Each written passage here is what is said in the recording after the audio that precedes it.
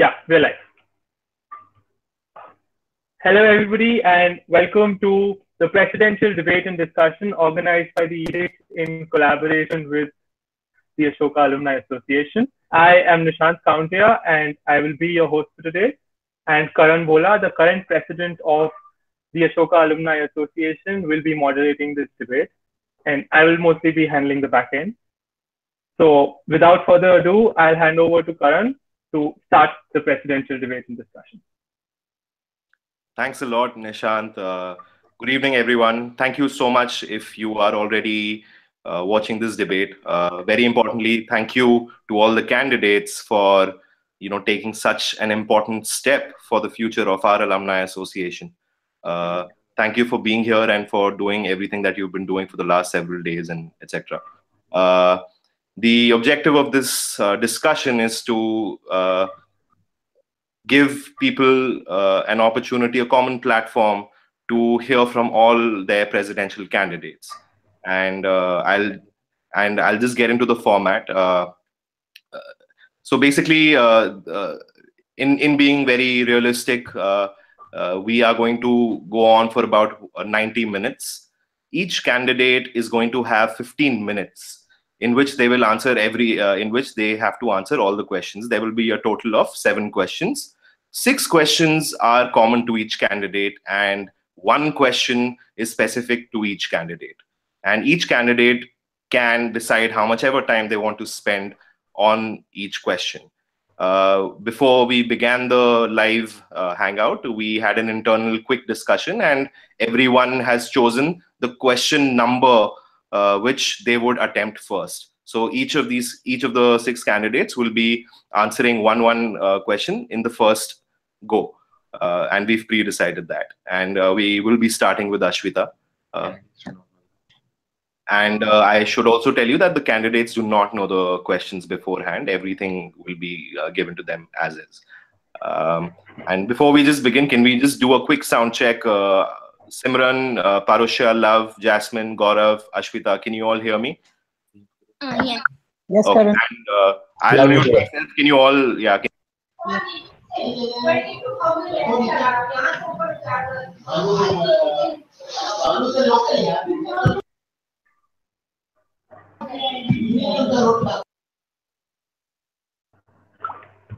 Okay, so I don't think any of the candidates need an introduction. Thank you so much, Nishant and Edict, for organizing this entire thing, and I hope more people watch the debate. So the first question, Ashwita said that she would be the first one to answer that. Let's jump straight in. Madam Shetty, are you ready for the first question? Sure. Okay. Sure. Ashwita, what do you think is the role of the president of the Alumni Association? Okay. What will be your role in the next 2 years? And what will be your first executive order, so to speak, as president on 1st of March?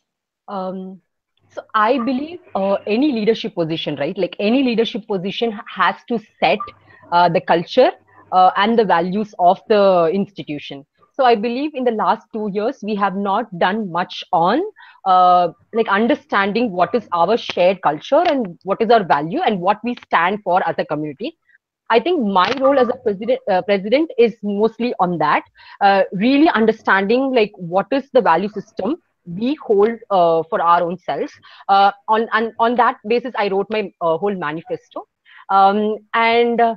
My executive decision, like if I become a president, will definitely be reaching out to all the alumni and really coming up with a solution to understand the values we hold. Like, so for example, transparency, diversity, inclusivity, or the values which I feel that is already there. What more are the values, and how can we make decisions? How can we make any sort of decision for the future? I think that's my first. I think that's the role of a president, and that will be my priority. Thank you. Thank you, Ashwita. Nishant, you are taking note of the time every candidate is. Yes. Yeah. So just for everyone's knowledge, at the end of every question round, the edict will post how much time out of the 15 seconds have elapsed for each candidate. 15 minutes have elapsed 15 minutes. for each candidate. Yeah. Okay. Gaurav, could we hear from you next on the same question? And do you need me to repeat the question?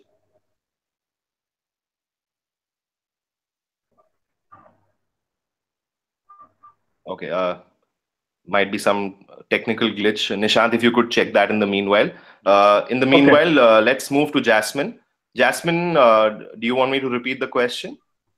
No, I got it. So how I see the role of the president, it is to sort of set the broad vision, set the broad direction in which the association is moving. Secondly, you know, as an association, we're dealing with three stakeholders. One is the university, second is the community, and third is the outside world. For me, I see the president as setting the ethos and the relationship between these three communities, and managing these three stakeholders and making sure how to keep everyone engaged. The beauty of our community is the love and the vibe that we share. How do we harness that? How do we harness our diversity and our collective experiences and take it forward for each one of us? In the next 2 years, I see a twofold role for the president. One is that the first council has already done a lot of work, so taking that forward. At the same time, there were some lapses, there were some gaps, there were issues that have come up in the last 2 years. How to address those and keep everyone engaged and set the tone for the future. My first order as the executive order would be to first take forward from where the last council left, which is at the last weekend, these two task forces were announced, the Diversity and Inclusion Task Force and the Gender and Sexual Harassment Task Force. And the charters of those two task forces have been in the making. So my first executive order would be to launch those two task forces and get them started. Thank you, Jasmine. Love, can we hear from you now? Sure. Thanks, Karan. I hope I'm audible. So the question was, what do I see the role of the president of the Ashoka Alumni Association to be, and what would my first executive order be? Association. So I think the couple of other candidates have mentioned this. The Alumni Association is positioned between various stakeholders, but first and foremost, it's the alumni body, then it's the university, and then you might say it's the larger world. But within the university as well, there are multiple, as it was, stakeholders: the existing student body, the administration, faculty, and such like. The role of the president, the way I see it, would be first and foremost to build consensus in a participatory manner about the scope of the association. What does it mean to say that the association mediates between these different stakeholders? What are the different areas that the association can actually effect action upon, and where should it actually speak? What should be the protocols of speaking? How do we build those systems in place? As a result, then, I think the first executive, so to speak, order that I would try and pass is to define the channels by which this would happen. This would involve, for starters, the communication protocols, both for sending messages out to the larger community, but also for inviting opinions in a structured and cohesive, constructive manner to be able to arrive at a largely consensual opinion. That would be the first. The larger role of the president, of course, is to my mind, I think that the manifesto, the role descriptions have already defined this, is to represent the association in a number of different places. But more importantly, I think it is about continuing to bring the community together. My own personal point of view is that the president should be able to personalize this element of what we are calling the family of Ashoka. So it's about making this family, creating this family feeling, and bringing everyone together in this respect. Thank you. Thank you. Thank you so much, love. Okay, Gaurav is here. However, Parusha, could you go on? And Gaurav, we'll come back to you right after Parusha and Simran are done. Hope that's all right. Sure. Sure, Karan. Thanks. So, going by the order of questions, the role of president, as I see it, and as I have also been able to understand from the previous council, building upon that, I think the prime role of a president is that of a facilitator and someone who sets the vision of the community and the alum association, every other individual, every person in the Ashokan community, because in the end, it shouldn't be something where only a particular view is being harnessing more, more traction. So getting a facilitator role is something that is the prime importance that we should place on a president's shoulder. Going by the executive order, in the case that in the March, what will be the first step, other points, but I think something that was mentioned yesterday that did move a lot of us was the mail by some of the alumni on gender and sexual harassment issues on campus. While there is a case of prerogatives where the universities stand, where the alum associations stand, but I think even in the interest of alumni, the first order foremost would be that how do we start building up a support system? How do we set things right on the campus? And a director from the alum council going ahead, involving with the issues that are being raised on campus, I think that would be the first step that I would really want to take there. The cash has to be strengthened by the involvement of the alumni. Someone from one of the batches mentioned that right now, whether it's cash or whether even the broader community, we do need a lot of training, even in terms of dealing with the sexual harassment cases. So I think going ahead, involving alumni who have worked on that to build up this vision, I think that's going to be the main priority on 1st of March. Thank you. Thank you, Parusha. Thanks, Karan. Simran, can we hear from you now? Hello. Okay, I hope I'm audible. I think that a president, or as a president of the Alumni Association, I see that my role would be one to really set the tone in terms of what alumni see themselves to play, what sort of roles in our organization. I feel that we seem to we don't understand our responsibilities and the roles that alumni can play in building Ashoka, and to set a very strong base on what we can and cannot do as alumni and how we can better contribute to our community, and that there are things that we can't change and what those things are need to be more clear. And I feel that one thing that I would like to do from the word go is to try and have a conversation with every alumnus possible to really understand what they understand by being part of an alumni association. What does it mean to be an alumnus, and what they think that the association does, because I feel that there's a lot of mismatch in the two. So one is to really clear the air. I feel that there is still some confusion as to what the alumni association can do.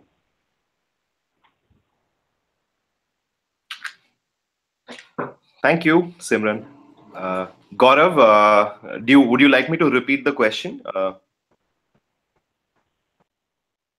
Hi, Gaurav, are you with us?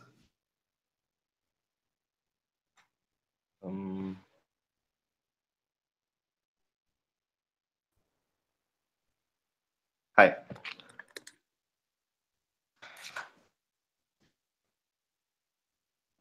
Hello. Yeah, you're audible, Gaurav. Okay, great. Sorry guys for the patchy network over here. So to answer Karan's question regarding the role of the president and the other parts of the question, I think the role of a president of the Ashoka Alumni Association is primarily that of a builder as well as that of a hustler. Consensus builder, because the president needs to keep world throughout the process, and at the same time ensure there's effective communication happening. And then I use the word hustler because I believe it's the president's to do whatever, whenever it is required, to help the other members of the council function effectively. As absorbing more pressure, I think it's the president's job to help his team execute effectively. So I think that's how I would define the role of the president of the next council.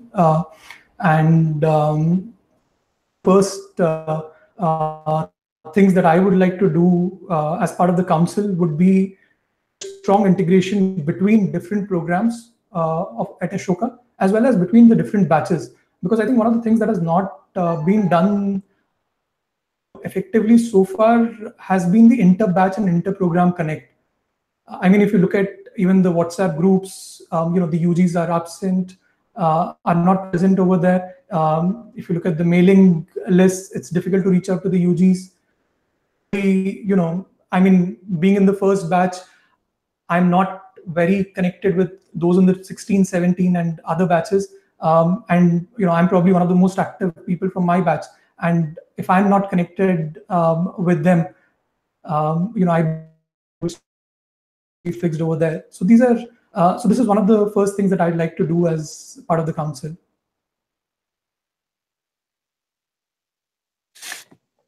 Thank you so much, Gaurav. For those of you watching, this is the Ashoka Alumni Association presidential discussion that I have the opportunity to host, so to speak. And with us, we have all 6 presidential candidates. The format for this is that there are a total of 7 questions, a total of 15 minutes that each candidate has. Only 1 question out of the 7 is specific to a candidate. Each candidate will answer the 6 other common questions. And before the hangout started, everyone decided which question number each candidate will answer first. So the first one was answered by Ashwita, and now we are coming to question number 2, and that is going to be answered by Parusha. Parusha, may I start? Yes, Karan, please go ahead. How do you view the relationship between the association and the university? Additionally, what do you think is the role of any alumnus towards the university, especially in the current stage of our lives? Sorry for that strange accent towards the end. It wasn't intentional. Not at all. I think I'll take the question as well. Sorry. Oh, yeah. I mean, I can just answer. I heard your question well. It's a very question that I think is there in the minds of all of us right now. To define the relationship right now between the university and the alumni association, I think not disagreeing with the fact that we have been financially dependent on them, on the university, and moreover, we have all come from the same ecosystem. So there's an emotional attachment also. Right now at this juncture, I think what's important is once we are trying to develop into an independent body, one that is even related to Ashoka, but also has a distinct voice on its own functioning and even on matters which are pertaining to the university but do affect the alumni. I think the first step is that we define a thumb rule. We define a thumb rule that what are our terms of engagement? How are we going to be engaged with the university? And that is coming right from the preamble, right from the ethos of the Alumni Association, that is about first the alumni. Every particular alumni matters here. And so if something in Ashoka matters to alumni, if something, and it's not just about the, something going out in the media or something just being reported, but even if a single alumni feels about it, I think we have to go ahead with addressing that, giving every Ashokan a voice right now, because let's accept it. Right now, we are stakeholders who are not invested in terms of, funding the university, but we do have a voice in terms of having it as an alumni who has studied there. And as the previous batches are coming up to universities in terms of mentorships, in terms of jobs. So at this juncture, defining when we are going to interact, when we are going to say things. Karan, can you repeat the second part of the question, please? So the second part, Parusha, was what do you think is the role of any alumnus towards in the institution building process especially in the current stage of our lives? So just continuing with the previous answer, I think and like all alumni are at different stages in their careers, in their lives. But it's not just about money or network. I think it ranges across four distinct classifications. As individual alumni and individual alum to the university in terms of money, talent, network, and time. Some of us work as TAs while others bring job here. Some of us work with fundraising while others work with connecting our own organizations and building up the university's upcoming batch, a base for them. So those are four distinct characteristics. And moreover, a single alumni should also be able to contribute and have even a single opinion. If it's not for 1,000 people, they should be able to go there. Something that I've talked about in my manifesto is about Alumni R, where every single idea, every voice should at least get a platform to be heard, should at least get a platform to be pondered upon. So I think across those four areas, money, talent, network, and time, and having a distinct platform to put forth opinion, that is how we play a role right now at this juncture as alum. Great to hear how you are thinking about this, Parusha. I'll just mute my mic now. Thanks. Simran, I love how everyone's just putting on this cute smile. Keep it up, okay, everyone. Simran. All right. So in terms of how alumnus have their relationship with the university, I think it's definitely one that feels homely and like coming back home, which is why I think a lot of YF and Ashoka undergraduates keep coming back to Ashoka in whatever capacity they can, as TAs or as the ASP program, because we can't get enough of Ashoka, and I don't think that anybody's had a better educational experience in their years before, because it's so welcoming and you feel like everything that you say is heard, which is why I think most of us are more vocal than we were ever in institutions that we've been associated with before. And I feel that, again, like Parush has already spoken very well, that none of us have very well-established careers right now, but I think that in whatever way we can contribute, even if it is being a good connector in terms of, oh, I know this person from this batch and he or she be able to help you, just helping people meet people from other batches or just across our networks would be a great way to connect with our university.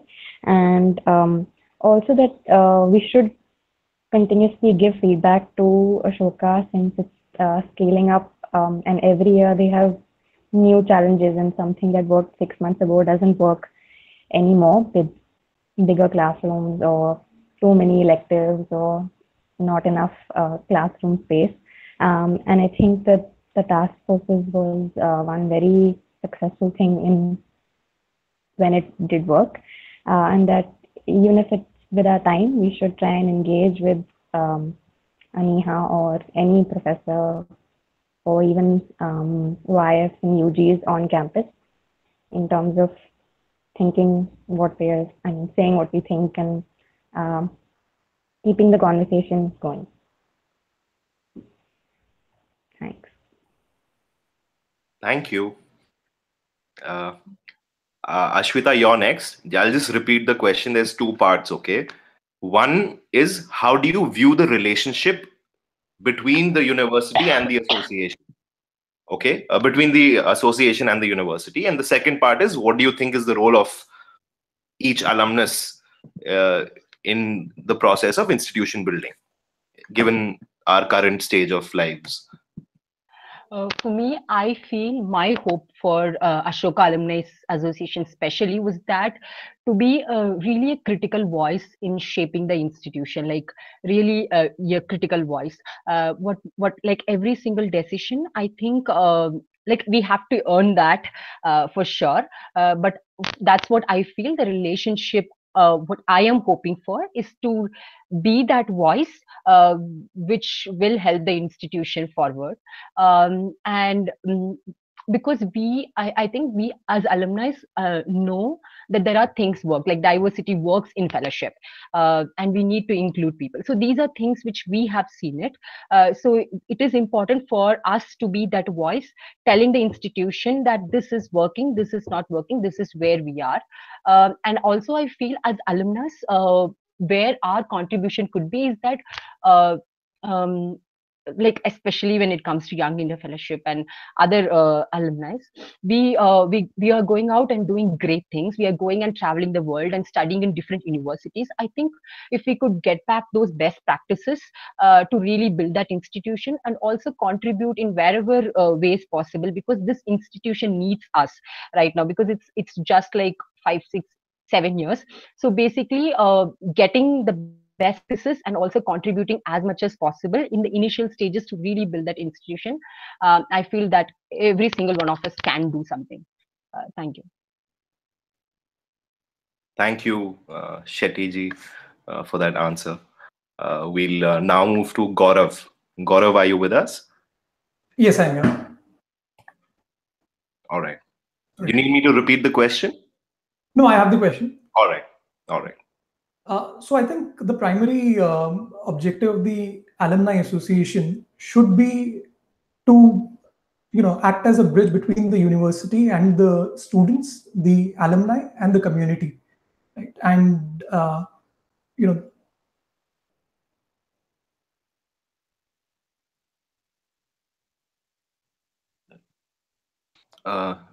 Nishant, if you can stop Gaurav's timer there and try to get him back. In the meanwhile, let's hear from Jasmine and then Love. Jasmine, your turn. Okay. So I feel that the university till now has been very, very forthcoming of the association. Like if we go back and remember in April of 2015 when the first alumni event happened at Ashoka, it was the founders who, especially Pramad, who got all of us together in the MPH and got us to brainstorm and start thinking about the Alumni Association, and that is where this idea germinated and it turned into an interim council and the first council, and today we are here. Even in the last 2 years as a council member, I can say that the university has been extremely, extremely supportive. They have tried to involve the alumni in almost everything that happens on campus, whether it's your events or your orientation of the new batch, or getting us as TAs, etc. It's been, like you do feel that there's always a space you can go back to and never have, like I also belong to a college in Delhi University, but the kind of warmness and welcome kind of a feeling that you feel at Ashoka, it's very, very unique. Now, coming back, we are in a very unique position because I believe we are one of the few universities in the world which is so young and has an alumni association. If you look at most of the alumni association in other institutions, they're usually, composed of really senior people who are at the top of their careers, and they sort of contribute in terms of giving direction and money, etc., to the organization. So in that sense, we are at a very unique position, and I think we have made a lot of progress in defining a role for ourselves that yes, we are not at that position in our lives where we can contribute financially very strongly, but all of us have gotten together and build this culture of giving back, as Parisha said, on an individual level, as a TA, as in terms of getting our companies to hire at Ashoka, be ELM clients, work as council volunteers, so on and so forth. So this role is sort of already in the making. We definitely have to work towards strengthening this role, making it more streamlined, making sure every alum, is a part of it. The other role that I see for ourselves as alums of Ashoka and the Young India Fellowship and the undergraduate program is that we are also torchbearers and kind of the representatives of the university for the outside world. So how we conduct ourselves at our workplace, at in our social lives, how we engage with the other matters of the society, kind of reflects back at Ashoka, and we have to be mindful and of how we conduct ourselves and contribute to building, the credibility that Ashoka already has for itself. I would also like to address the elephant in the room. So I know that in a lot of conversations, I feel that line about giving back to the university or being involved in matters kind of blurs a bit, and it transcends over to the administrative issues of the university, which in the general sense are not considered matters of the alumni. But obviously we won't comply to that convention because we are not conventional. I really support it. I think it is great that we are critical of everything that happens at Ashoka. It just goes on to show that we support and love the institution. Our liberal arts education is coming to play, that we're thinking about things, we're critical about things, and we want to be involved in each and everything, in all these matters, I mean. But at the same time, we have to be a little mindful of these, of our actions. I mean, I'm not saying we shouldn't be critical. We definitely should be critical, but we should definitely go back and reflect and try to think as a community on how we want to do these engagements. Now, one thing is to sort of point fingers, but the other thing is that harnessing on the diversity and the backgrounds and the experience that we have, we can get together, have honest conversations, and actually build sort of a consensus on especially the controversial and political issues, like just come together, collate our opinions, unpack, and sort of more meaningfully contribute to the discourse. I think I've taken a lot of time, so I'll stop. I'll probably try to get into more detail of this in the subsequent questions. Thank you, Jazz. Love, Janab. Yeah. Aapki bari. Thanks, Karan. So the first question about the relationship between the association and the university, two words for me: symbiotic relationship. We are strong when the university is strong, and the university is strong when we are strong. In our progress is the university's progress, in the university's progress is our progress. Secondly, the other word I would use is a theme, so to speak, is family. We need to, and a family of love, bad pun intended. This is not to say that we don't be, as Jasmine said, and a bunch of others have also said, critical. We do have our different opinions. We will create a different identity, but we will do this in a constructive manner. So the relationship of the association and the university is to be in a constructive partnership for each other, play a shaping role, but within an ambit of the association. Now, this is something that requires more conversation. Jasmine, for example, already pointed towards this issue, the elephant in the room, she called it, about how we define the scope of the association. There are some things that, it would be strange for us to have a say in, say, for example, faculty recruitment.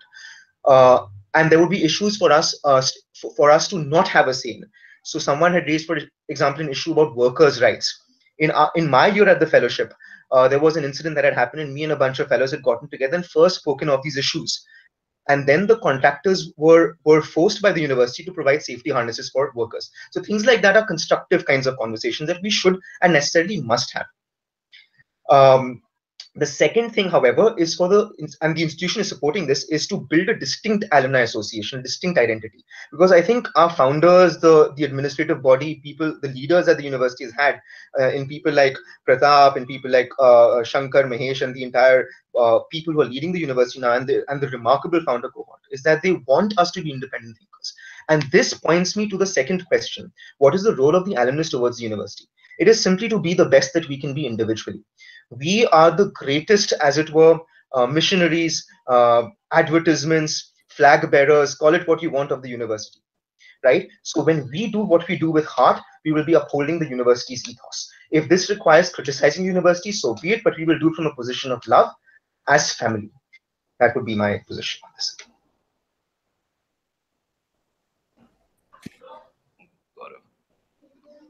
All right, can you hear me? Yeah, Gaurav, your turn. Right. So I think, so I was mentioning, before I got cut off, that the primary role of the association, according to me, is, to help alumni stay connected to the university and to each other, irrespective of where they are in their lives right now. So I think that to me is the most important role of an alumni association. And when we talk about, the relationship between the association and the university, I think, the association needs to ensure that it is in alignment with the university's goals and other priorities at any given point in time. For example, I think one very important point that Lav mentioned just now was that probably at this point in time, university needs us to be the, needs us to go out and be the brand ambassadors, champion the university's cause. So I think the association needs to be in alignment with the university's priorities, and at the same time, and this relationship is something which will keep evolving over time. For example, we are at a very nascent stage right now as an association, and I don't think we are in a position where we can take a shot, we can call shots on most of the things that the university does. We can obviously constructively engage with the university, and the administration, including the founders, to put forward our concerns, and provide constructive feedback. But beyond that, I think at the moment, we are not in a position to, drive decision making significantly. Probably 8 to 10 years down the line, we might be there. And that should be the target that the Alumni Association Council should work towards. And the second part of the question is, what do you think is the role of any alumnus towards the university in a current stage of our professional lives? I think one of the roles of an alumni is to be that of a role model, and mentor to the current students. Being such a young university where the numbers are increasing, significantly year on year, it's very important for the alumni to come back and give back as much as possible primarily in terms of their time and putting in more efforts to get more internships, to get more ELMs, to get more career opportunities, and very high quality ones. We need to be mindful of that as well. So I think, and along with that, like I mentioned in the response to my previous question, that they also need to go out and be brand ambassadors and champions for the university at this point in time. All right. Thank you, Gaurav. Okay, so for those watching, this is the Ashoka Alumni Association presidential discussion. We are moving to question number 3. Every candidate has 7 questions, and we're already done with 2. They will answer questions, and everyone before the hangout started took a moment to tell me which question they would be answering first. So now we are on question number 3, and it is going to be answered by Simran. Simran, the question is, what according to you is the mandate of our Alumni Association? What, if any different, should be our mandate over the next 2 years? And the question is on the chat. You may start.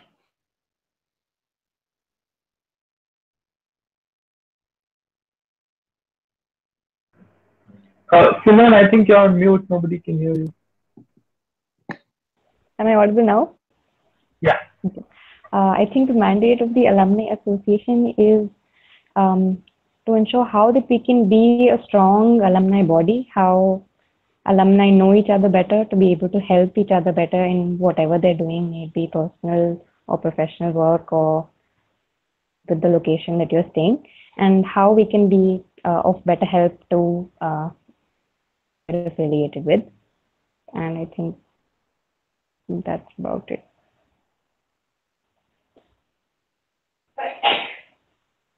Okay.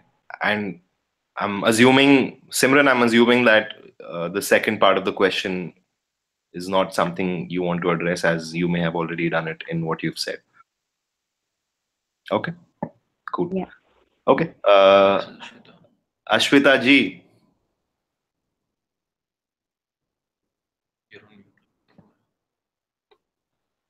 So I believe there are so like the way I answer the first question itself, like, so there should be some non-negotiable in terms of our value system, which, like, if it is a collective voice, I think that should be like we should have our own non-negotiables, like in terms of values and culture. Like, for example, like when I came to the fellowship, like it was there is a strong value on diversity, there is a strong value on inclusivity, there is a strong value on being able to contribute, something like that. I think that that shared identity is something which should be like which should be a mandate for our association. What if different should be our mandate? So what's your second question? If you could, hello? Yeah. Hello? Yeah. So it's sort of an optional thing. Like, given whatever you've defined as the mandate, do you think there is anything specific or different that should be part of the mandate for the next 2 years? So mandate should, like diversity in terms of gender, in terms of other social identities, should be there in forming any kind of groups. Voices should be equally represented. Like every voice should matter. So all these, this all comes under values, but this is something which just pops out of my mind right now. Yeah, I think like defining the non-negotiables for us is something will be a mandate for our alumni association, I think. Got it. And I sense there is a bit of confusion. See, like the mandate of an alumni association can sort of evolve over time, etc. And there are sort of ultimate goals that one has, purposes that have to be solved for. And in the context of our lives right now, is there anything different in our mandate that should be there? That is what I wanted to ask, and I think you've answered that pretty well. Yeah. So we shall move to Gaurav.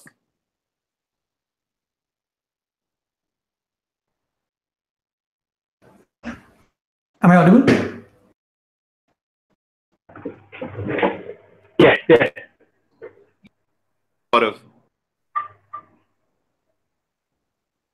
Gaurav, you're audible. Hello? Yeah, you're audible. All right, great.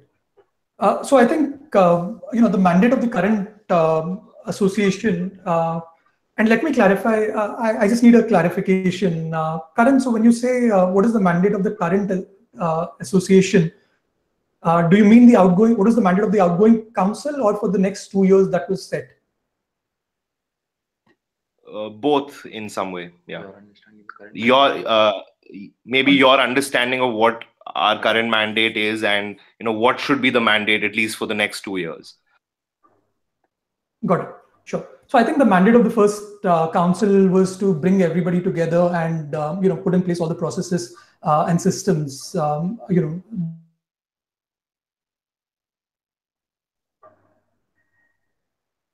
First council, and I think you guys did a wonderful job at that. The mandate of the next council would be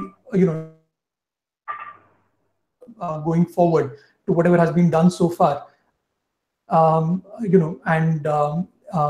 If I would do it differently, the one thing I think we need to do is to have targets, as an association. Till now, I think the last 2 years have been more about setting up the processes, putting together the systems. But the next 2 years should be about, chasing targets in terms of what is the satisfaction rate of the mentorship program which is being organized? What is the participation in terms of giving back monetarily? What is the, what percentage of people in the local chapters are happy with their overall experience? What percentage of people, think that the Alumni Association is a responsible body and not an entitled body? So I think, I would put clear targets to the existing goals and move forward. That would be the change in mandate that I would bring in.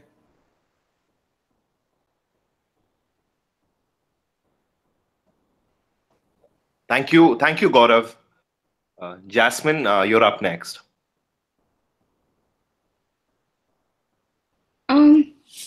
I think for the first association, the mandate was pretty clear that they had to start from scratch and build a foundation.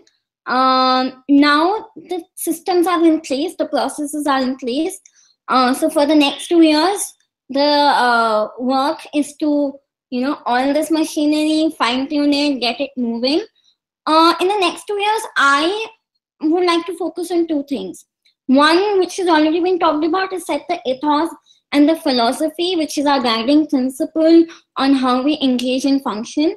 Second, and importantly, is thinking of how do we adapt to our growing scale and keep everyone engaged. So we need to move towards decentralization of decision-making, engagement, strengthen our local chapters, and think of a way where, we can find a sweet spot in terms of our communication, that we don't spam, but we are able to keep everyone in the loop.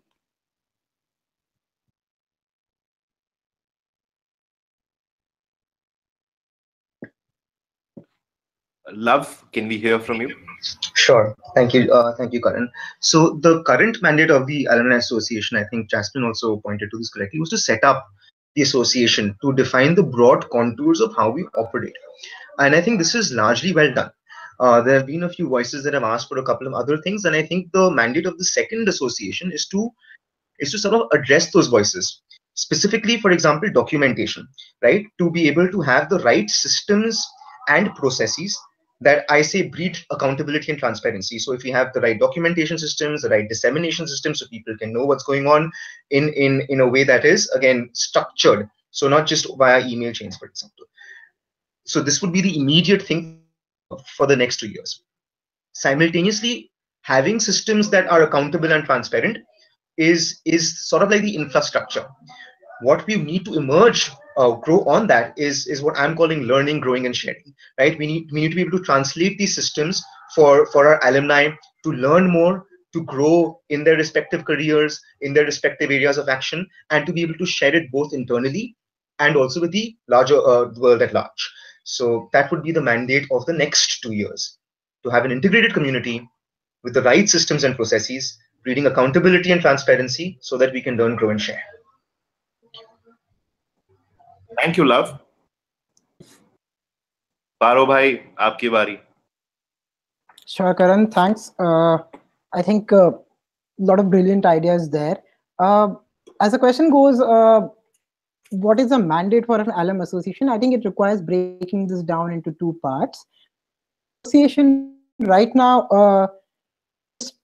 thing that we have been bestowed upon is to make sure that every Ashokan's voice is heard, every last person is heard, and also everyone benefits. I think alumni interest should not be just in big chunks or for a majority group, for everyone, and that would happen by voice. The voice of every Ashokan has to be handled. If they have something to say about the affairs at the university or the affairs of the alum association, I think that is something we need to start building platforms for. And secondly, the professional and personal lives. Perhaps I really wish we can develop something that also help people in their own moments of distress. But professionally, I think we have a big pool, a big reservoir and resources that we can use. Drawing from that, the mandate for next 2 years is going to be something dependent on that, something that is going to follow what the bigger mandate is. So starting systems, starting these smaller chapters where people can engage in a more frequent manner, in a more productive manner. So that would be the first thing for the next 2 years. The mandate is to basically build the bigger system, the bigger mandate. And so setting up the systems for regional chapters in a self-sufficient manner, setting up the seed for a corpus fund so that 10 years from now, we can fund our own affairs, our own activities, and also starting off with something on mentorship.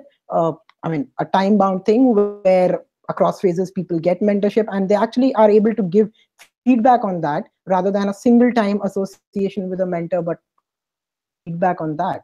So I think the bigger mandate flows from getting people to engage, every last person to be engaged, being transparent and being accountable. And so the next 2 years, setting these broader principles into action through these smaller initiatives, smaller seeds. So I think that's where the two parts of the question would be. Okay. Thank you. Thank you so much, Parusha. With me, I have another Young India fellow who was sitting in another room and has just come here to watch the debate live. Anyway, so the next question is going to be answered by Love first. So as you may be aware, in the office of the president, there will be tough situations, to put it nicely, and tricky situations, if you will. And the next question is just for everyone to understand how you would, say, deal with a tricky situation, and we can use 1 or 2 different examples. Okay, so the question is basically, you could pick any of the tricky situations, for example, and like, I mean, it is sort of a white elephant, but Kashmir or awards or JNU, those have been situations which have caught the public eye, right? So pick any one of those, and what would be interesting for you to share is, or say unpack, is the complexities of the situation, and also describe how you would have dealt with it, because they've all been dealt with in some way or another. Is this like, Love? I have a sense that you might be a bit confused. Do you want me to repeat it? No, I broadly understand the question, but I'm just wondering, because it's a rather abstract question when we say tough situation, tricky situation. So if we take, for example, the Kashmir issue, since this is really something that in many ways tore our community apart on that particular topic. So can I go with that example, and do I interpret the question as saying what would I have done if I had been president at that time? Would that be a fair question to answer, Karan? Yeah. So step 1, unpack the complexity of the situation. Sure. Step 2, how do you deal with it? Okay. So so the tricky part of the situation, and this is something that I think we're still trying to figure out as a community, is how far is the association a political space? Now, my own point of view is that nothing can be apolitical, right? There is politics in everything that we do, but at the same time, there are some things that are ostensibly less political than others. They were arguably designedly different purpose. So, for example, the classroom is a political space, but to use the classroom to do certain kinds of politics, to push certain kinds of politics, it would be anything. So the question becomes then, what is the political space of the Alumni Association? Now, personally, on the Kashmir issue, there were a bunch of people who felt very strongly that the Alumni Association should have taken a stand. My personal point of view at that point was that the Alumni Association as an association shouldn't take a stand, because it's too complex an issue for the association itself to my mind, to be able to answer. Let's take us another example. Say, for example, there was, I don't know, the mistreatment or the rape of some persons in a university. I think it'd be easier to build consensus along those issues. So I think for certain issues we would need to define consensus building mechanisms. And if we are not able to build adequate consensus to be able to leave the association on that front. My point of view here is that the association is not a political platform. It is political to a certain extent, but it cannot be a political platform for voices. Now, certain issues rise from political platforms. Now, this is also somewhat subjective.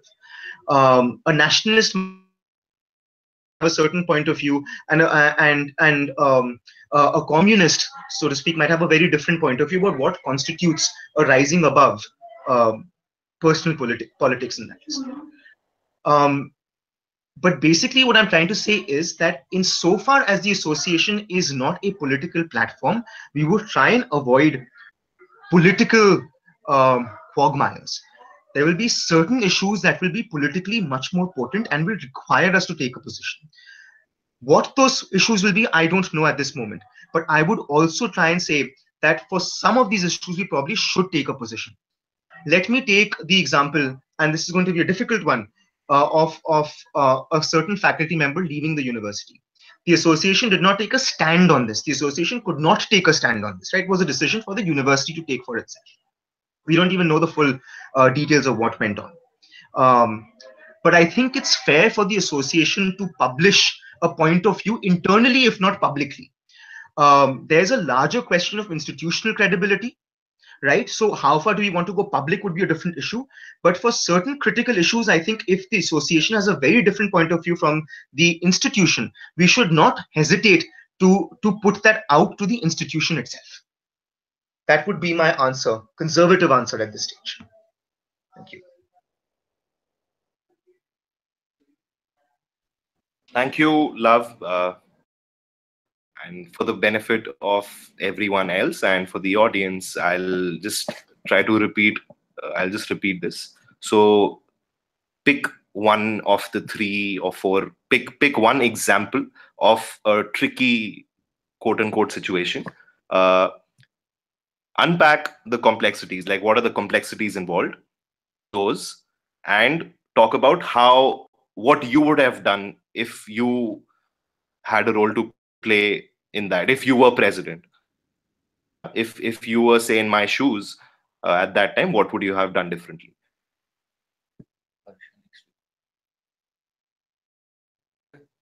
But thanks, Karan. I hope the question is clear. Yes. I think the question is clear. And thinking about such situations, I think going ahead, we'll be having a lot more of such situations, given the kind of diverse and really vocal community we are. So I think it's a very thoughtful way to go ahead. The one thing that strikes me, and here I mean, I would agree with Love when he says that we can't be apolitical. Like, there is a personal element to that also. But where I would disagree is that, I mean, the Alum Council should remain out of it. The Alum Association should remain out of it. For a case like Kashmir petition, or there have been very pertinent issues like faculties not being, I mean, the why of particular faculties being removed, or I mean, why aren't there caste-based reservations? These are issues where we might have diverse views. I mean, let's agree that given the 900 strong, 950 strong community, we are going to disagree on a lot of things. But again, going by the first principles, that the prime mandate is that every Ashokan's voice does matter.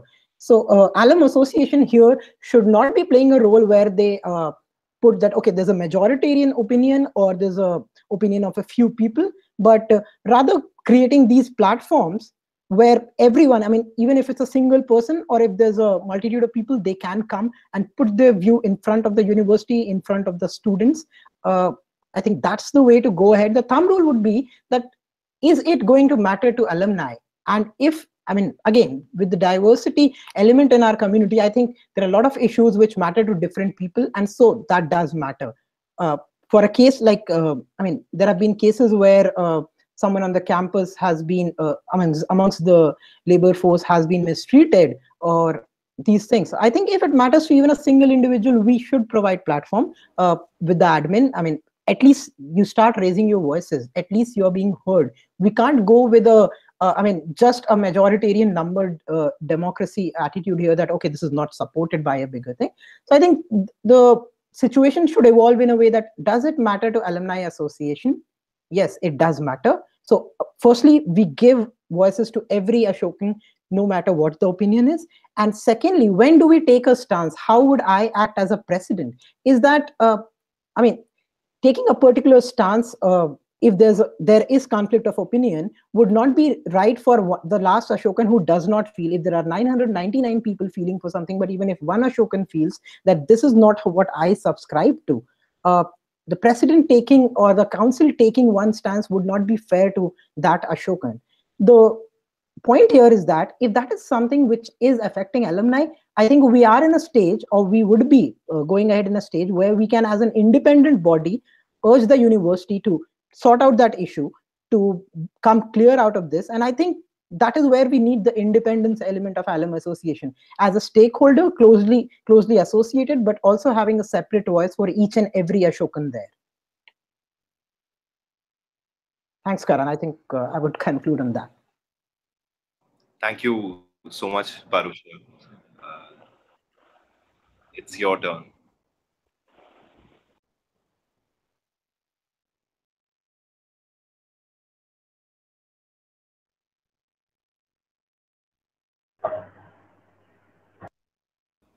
Is it mine?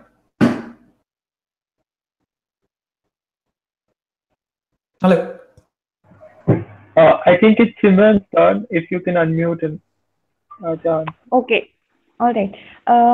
So I think to make this a little clear for myself, I'll just choose the situation where a professor from previous years was not invited to teach a course for the current batch of YFs, and how it's been a contested issue amongst alumni who really wanted that this course should be included for the current YFs as well. And that's something that they've also been speaking to the administration with for a while and trying to get an answer, and somehow they're not getting a satisfactory one. And how some people seem to have assumed that, oh, just because the professor's politics don't match with Ashoka's, he or she is not being invited to speak again, and because of the caste stance that Ashoka has. I think that this brings me back to a little point of dissent with Parusha here. One is that if there are 1,000 alumni, and if everyone has some opinion, which of course is valid for them, but there can't be consensus amongst everyone. And if you're giving space for everyone to be heard, there'll obviously be some people who try and voice their opinion so aggressively that it kind of drowns everybody else who just doesn't wish to participate. So I think that a president here, or some stance by the president, will have to be taken. I mean, you can't just let one or two people say whatever they want all the time and think that they're being honest and that they have a voice, and that's fair. But I think that we also have to respect the institution, and that they can't answer every question that we have for them. They have taken some decisions which we may not agree with, but I don't think that we have the authority to ask them, oh, why aren't you doing this? And it's my right to know, when really it isn't our right to know why they've made some decisions. Maybe they don't think that we've earned our right to know why they've made a certain decision. Maybe it's protecting something else, and we don't know the whole story. And so I think it's wrong on our part as alumni to make false assumptions about something that we don't have complete information on. And I haven't figured out how I would deal with it, but I really want to work hard towards making alumni understand on what we can do as alumni and what we can't do as alumni. I think that a lot of us have found our voice in terms of saying what we really feel. And Garama's email yesterday, and I felt like, okay, yes, that's something all of us can work together on. And that I do feel that, of course, that Ashoka does need to be more diverse, but I don't think that we can go and tell the administration team or the marketing team or how they should plan their intake better, because we don't know how to do that better ourselves. We are alumni, and maybe we should focus on how to make our alumni association more inclusive and give everybody a voice here, rather than trying and improve everything about everything, because I think that we're too young and we're too brash, and that we need to have some credibility of our own to be able to make such calls and call out people sometimes disrespectful.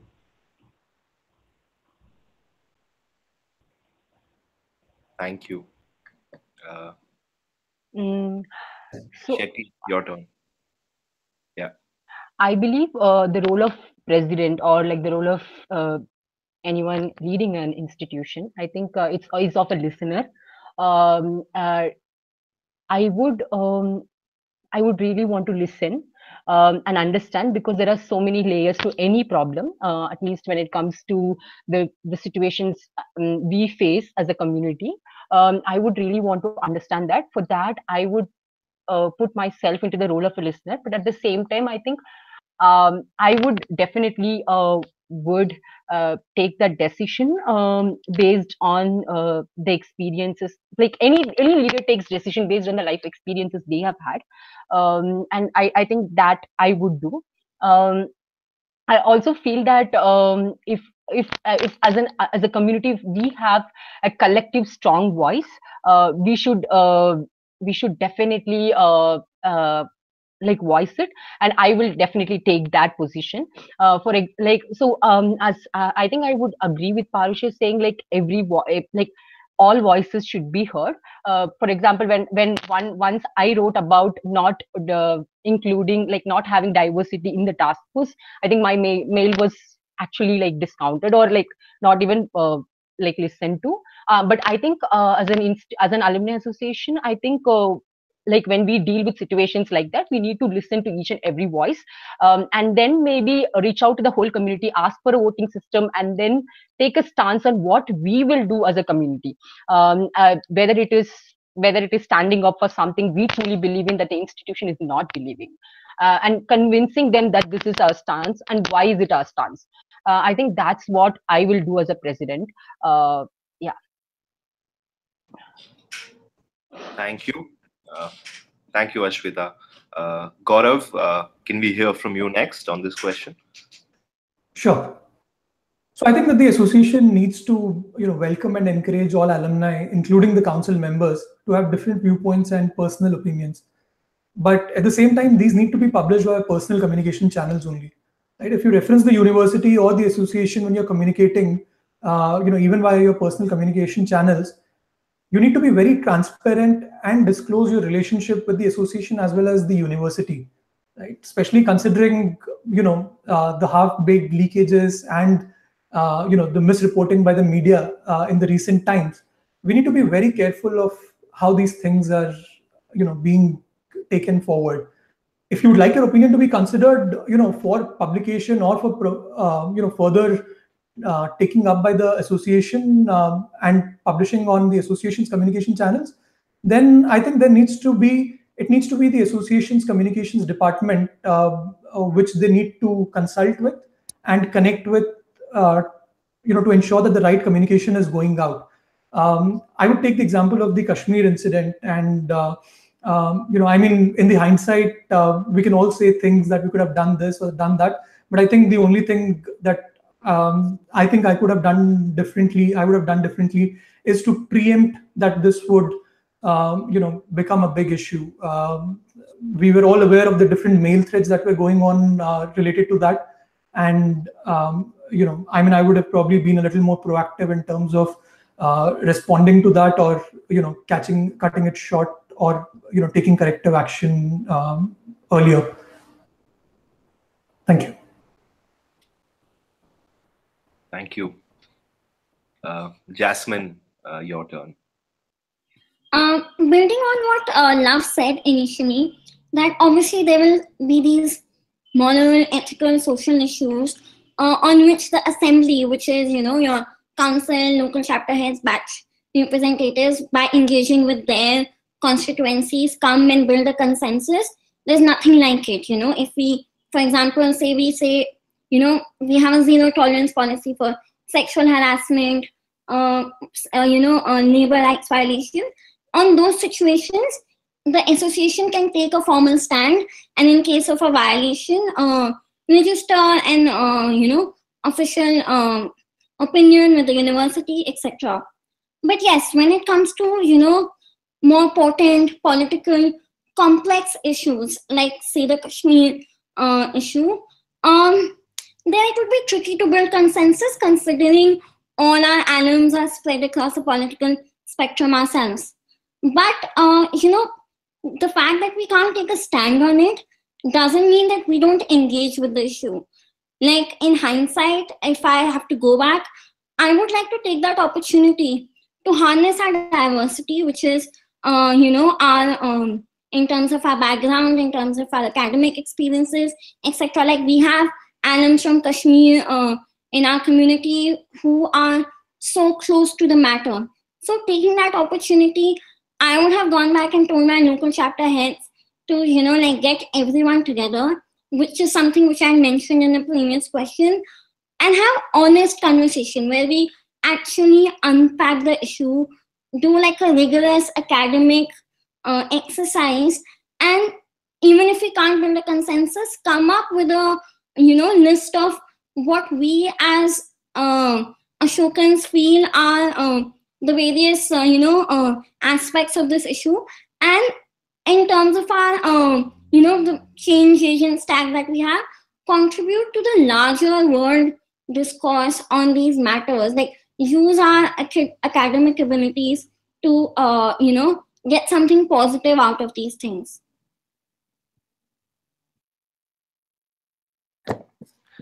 Thank you, Jasmine. Yeah, Nishant. Okay, 48 viewers. It's pretty much the same. Like we are not gonna try going offline for sure because we don't want what happened the last time to repeat itself.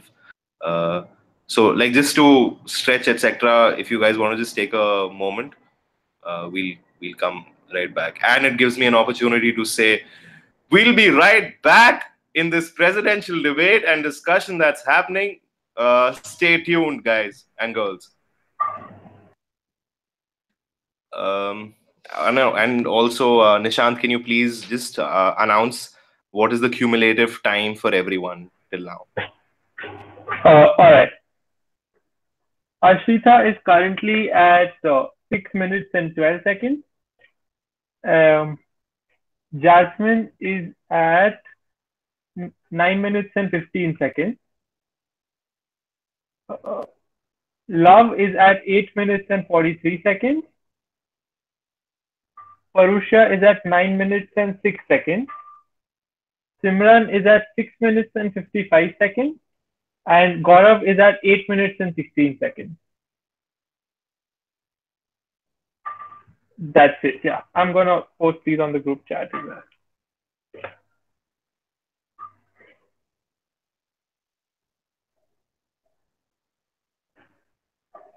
Let's get back in 90 seconds, yeah?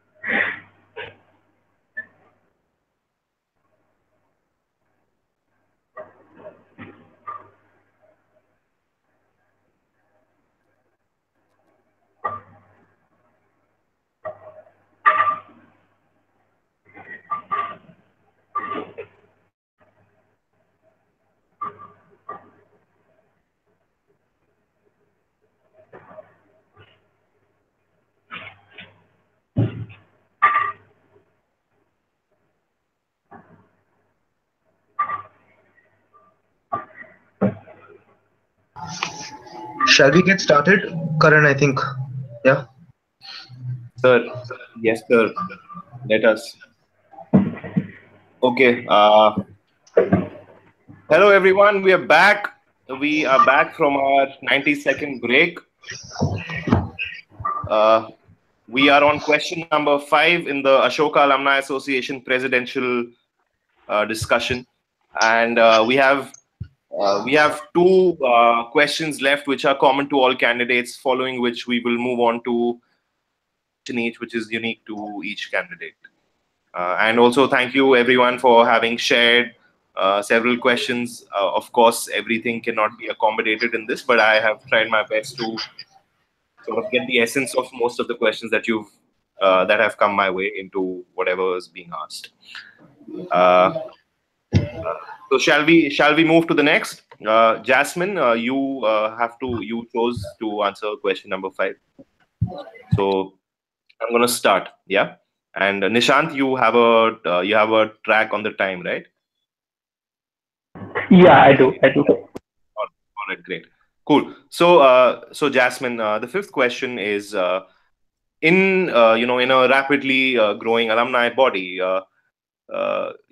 what are some ways in which you can build trust in a community where not many people will know each other all the time? How do you continue to keep the trust alive, and how do you build more trust? And which is also linked to the second part of the question, which is about how you as president enable the community's engagement and the association's engagement with critical and delicate issues such as that of mental health and sexual harassment. I think that's a fantastic question. So how I see it is, when we talk about the community vibe, there is this, friendship and love that transcends across cohorts. But at the same time, we're putting a lot of trust in these people who are, one can say, strangers on some level. And how do we, ensure that that trust is, not misused or whatever. I would like to address this with the 2 examples that you cited of sexual harassment and mental health. I think as it has come out in the recent few months with emails and the discourse at the Weekender, sexual harassment is a big problem, not just at campus or our community, but in general in the world. And we all are seeing the watershed movement that's happening across the globe. I think the first step towards this is building safe spaces where people can talk about these things. This was already attempted at the Weekender, and personally for me as an alum to be in that session and learn about those grim realities, it was quite a revealing experience. And I have been personally very moved by it, and I've had several conversations with the administration about it, and on a personal level, not even as a council member, just personally. So I think that is something which was just initiated, and we need to build on that, build these safe spaces at local chapter levels, batch levels, community council level, wherever it's possible. Aishwarya Malnidhar, who's a fellow councilmate, started something called Circle of Trust, which was her attempt of reaching out to people struggling with mental health issues to give them a space like, and these guys have regular Skype sessions where they talk to each other, and it's just beautiful. But yeah, coming back, there is, from what it turns out, there is a very strong need to build sensitization on these things. A very actionable point is, I feel that local chapters are something which can be involved in this. So maybe I would personally like to do this, is that, and in the funding to local chapters, set aside some funds which can be used for engaging professionals into this and conducting workshops for the fellows and building a safe space where we can talk about these issues. I don't have an answer on how do we solve this, but considering how passionate people are about this, I'm sure we can, get these amazing people on our task force and start thinking about it. And I know that we want to do a lot with the cash committee at the university. Again, I'm not sure,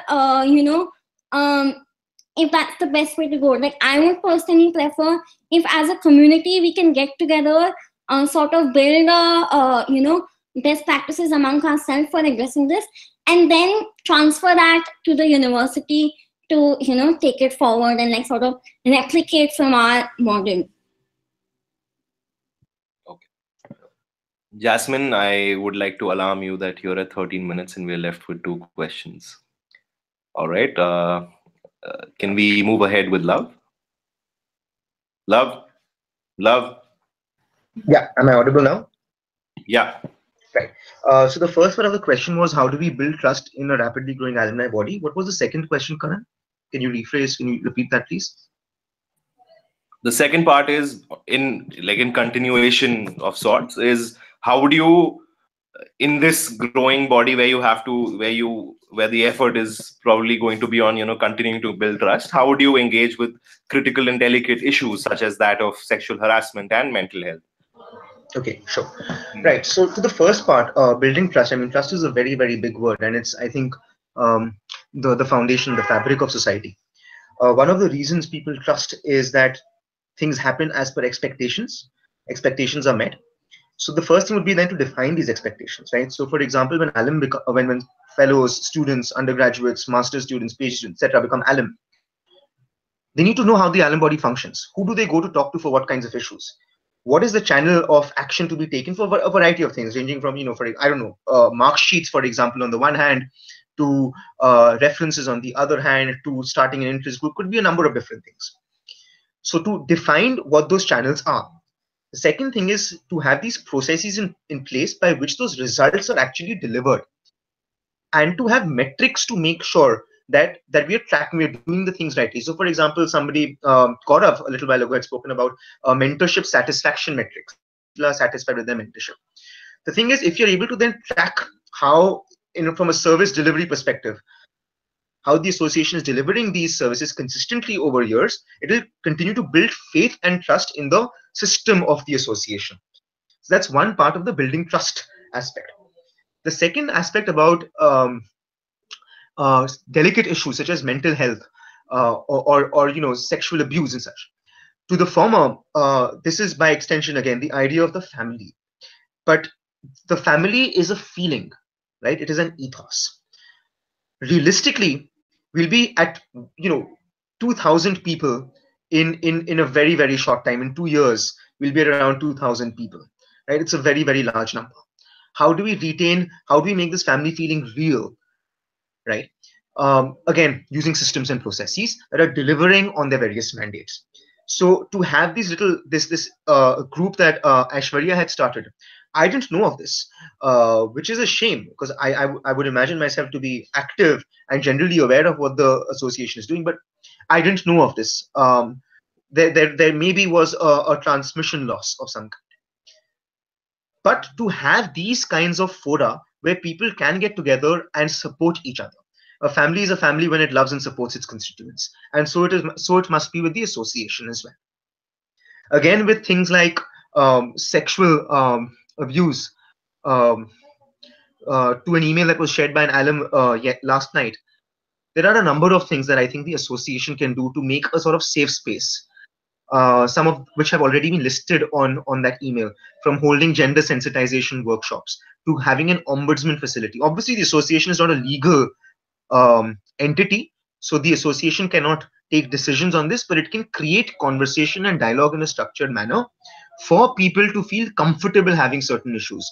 I think a 2014 batch alum just shared something on module-wise training workshops before people can graduate, or something of that kind, which can build a culture of openness and of trust even at the student stage. Alumni can play a role there as well.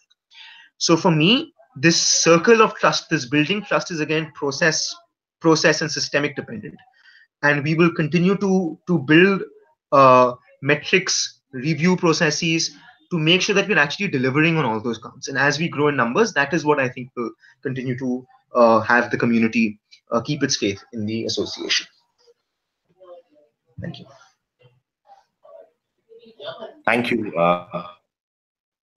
Thank you, Love. I must alarm you as well that you are also close to 13 minutes. Jasmine and Love, I think a lot would depend in the next few minutes on whether or not, one, you're able to articulate in the short time, or two, you're able to convince the others and, build consensus like you all hope to as president and get some extra time. I will not say anything in this. If the other candidates are agreeing, then it's fine. Anyway, Parusha, your turn. Sure. Thanks, Karan. I mean, the question is actually addressing something more philosophically first. And so going ahead with that, the first person very fundamentally that we trust in our lives would be our mom, and then our parents, and then our close family, and then friends. And how does that develop? Breaking down that process, it's a lot bit of transparency that we see. We trust we trust our parents blindly, just because we know that by de facto they are transparent with us, and they are going to take whatever rewards or whatever outcomes come out of their action, the accountability part. And then it develops into fraternity, where we have our friends. Going by that analogy, I think right now in the association, where we are going to be dealing with 1,000 members, and soon enough there will be 5,000 members in the coming 6 to 7 years. At that point, I think we have to again break this down fundamentally into the association. The association is I think transparency and accountability is something that we have to push for it. As Gaurav rightly mentioned, having metrics for a mentorship module, then as Jasmine did mention about the point, unity and the trust that we already have. To harness that, I think that is also going to, functionally going to break down into batches and chapters. We feel more comfortable with people we share a common background, a common background of education with, or where we have spent some time with them, and also where we are living. So strengthening those batches and chapters is part towards building the broader trust. Yes, there are critical issues regarding sexual harassment and mental health, even amongst the alumni in their workplaces. And a lot of alumni in the recent times in their individual groups or amongst friends have shared that. We can come up with these resources, the task forces at the level of chapters, at the level of batches. But that's going to be only effective when we get them together, when we get, the recent Secret Santa event, for that matter, while it was just a gifting campaign where you met other people, the feedback was that people made a lot of new friends, and not just across their professional imperative points, but that's also going to be some of those long-lasting friendship where people can share these things. So I think breaking these things down, localizing even the fraternity, the localization of a support system is going to go a great way.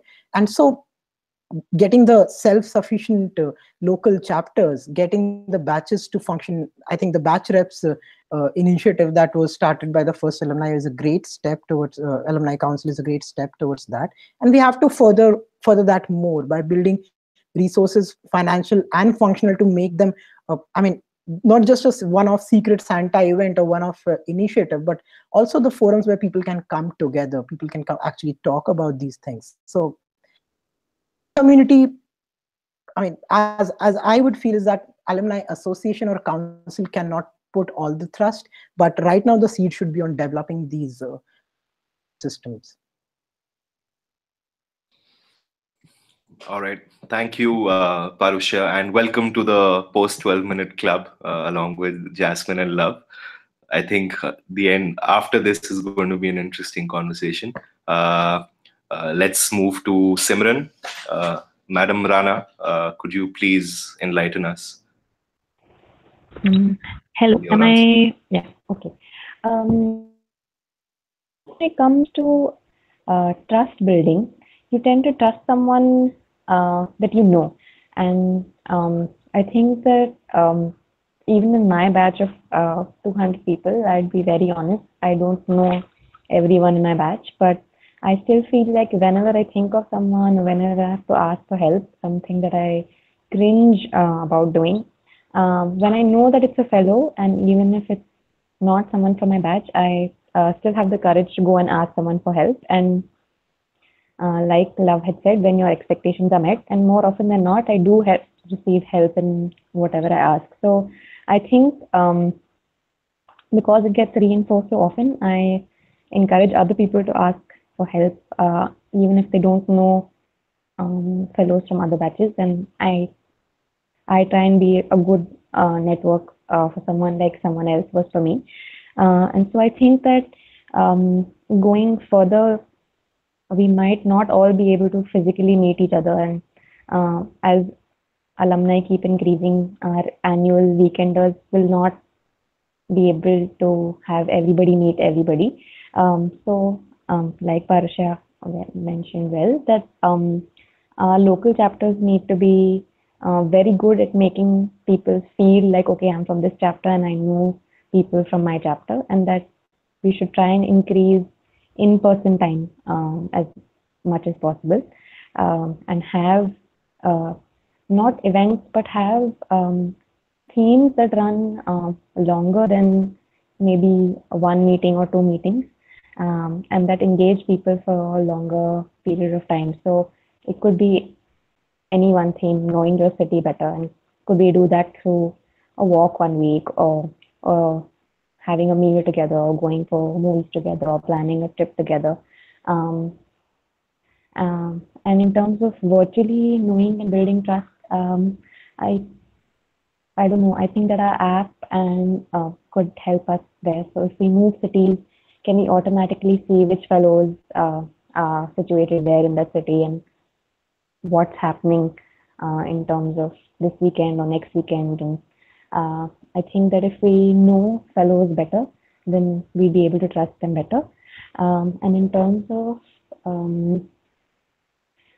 mental health and sexual harassment, I think that the conversation around both is definitely more open than other universities, and that people are aware of at least mental health issues that they're suffering from, and their vocabulary is, I think, better enriched than other people I know who are not from Ashoka, and that Ashoka is doing what it can to help people get better. Though I don't think that the Center for Wellbeing is enough as it is, and that as soon as apart from doing workshops, I think that it's important for people to really understand the terms that they use and what depression really means. It's a word that's very loosely thrown around and not properly understood. And the same way with sexual harassment. How does one recognize that one is in a situation of being harassed? What all does it entail? How you should protect yourself? Or I mean, things can get very fuzzy, and I think that we should start from there in terms of better being able to understand things that we talk about, so that everybody is on the same page in terms of what we're saying. I think that we can start there as a community. Thank you, Simran. Ashpita, can we hear from you? So I believe when you, like any community, right, when you share a common identity, then automatically there is trust. So I would better trust a Young India fellow than someone, right? So basically helping us to understand like that identity, and also building that connection in the sense, like building that connection, how is in way of reiterating our shared lived experiences, right? We all have same kind of lived experiences. I think if we have portals, if we have platforms where we can share those lived experiences, I think trust can be built a lot more. And I also feel like through transparency is the way to go. Like we need to be transparent about everything that is happening, I think.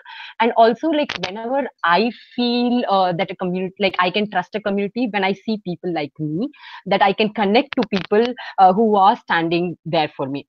So I think like ensuring diversity in that way, I think all these are ways that we can build trust among our own community in terms of very critical issues like sexual harassment and mental health. I think we truly, as a community, need to do something on that. And I also feel these issues need a lot of expertise and also a lot of research to be done. And for me, if I would have to take a decision on that, I would actually start or create a task force around this, and get all the alumni who are having some kind of experience and also who have lived experience, like create a diverse group and then start addressing these issues and create something very unique for our own community. And in terms of mental health, I think, like, given I have TA'd for Dwight and Professor Kenvin, there is so much of help I think alumni can do in terms of helping the current fellows. And even in alumni itself, I think because we are a community of diverse people and a lot of people are going out and reaching much in their life, the others would feel there is a lot of mental health issues in the alumni community as well. I believe that really taking external help and learning the best practices that is happening across the world, I think that is something which I would personally want to do. Thank you.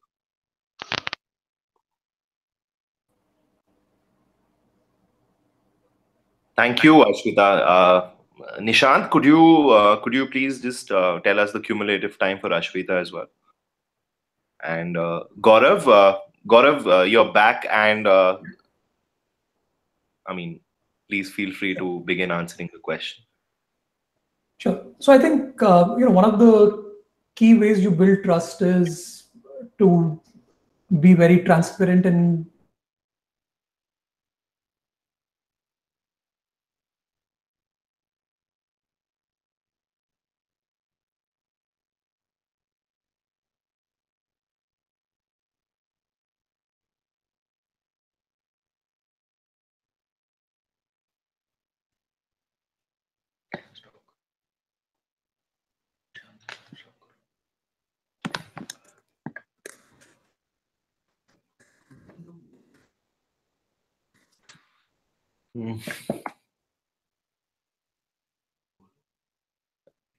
Gaurav?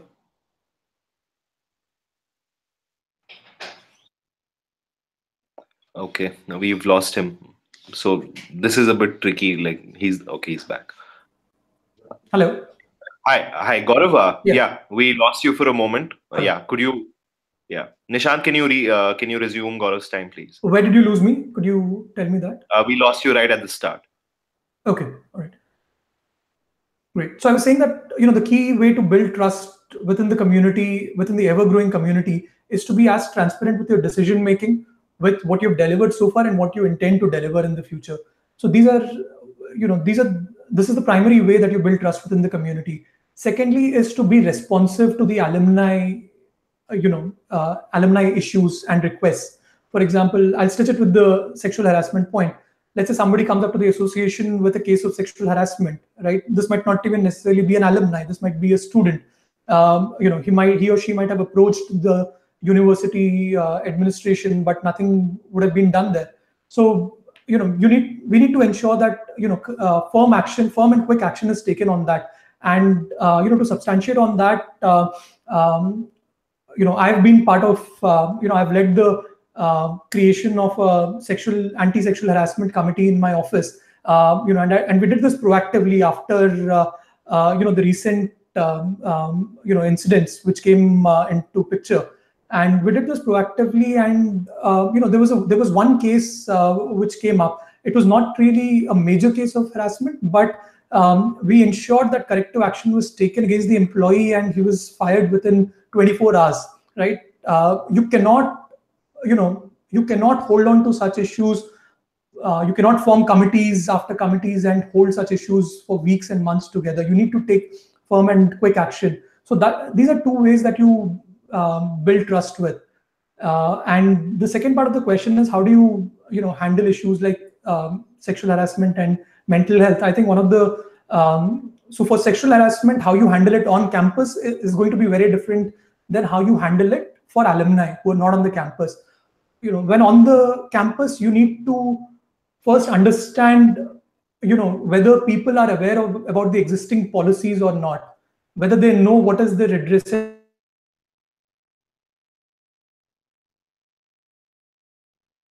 Gaurav, we are losing you again. We lost you after when you were talking about the policy, understanding the policy on campus. Gaurav?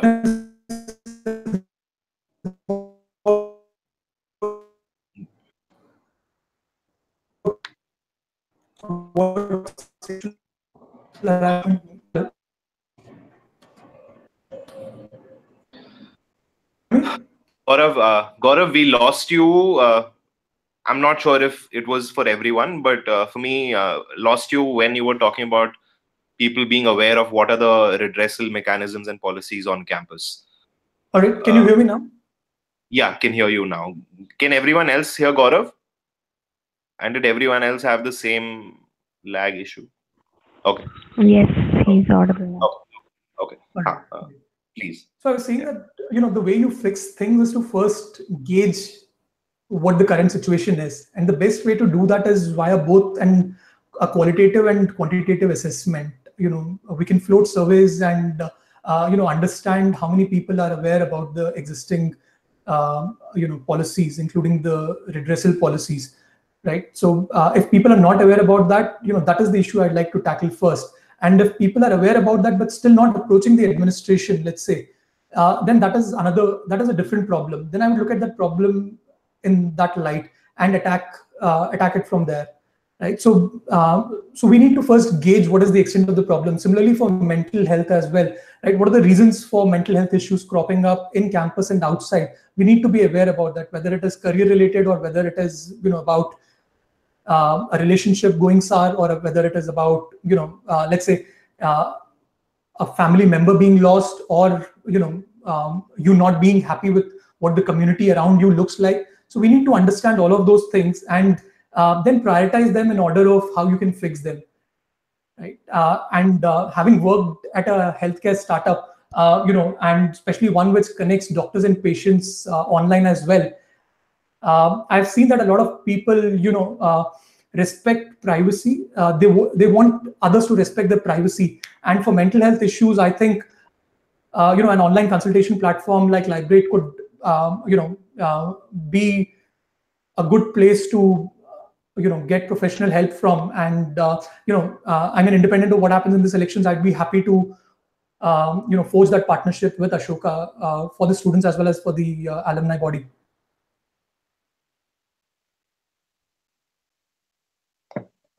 Thank you so much, Gaurav.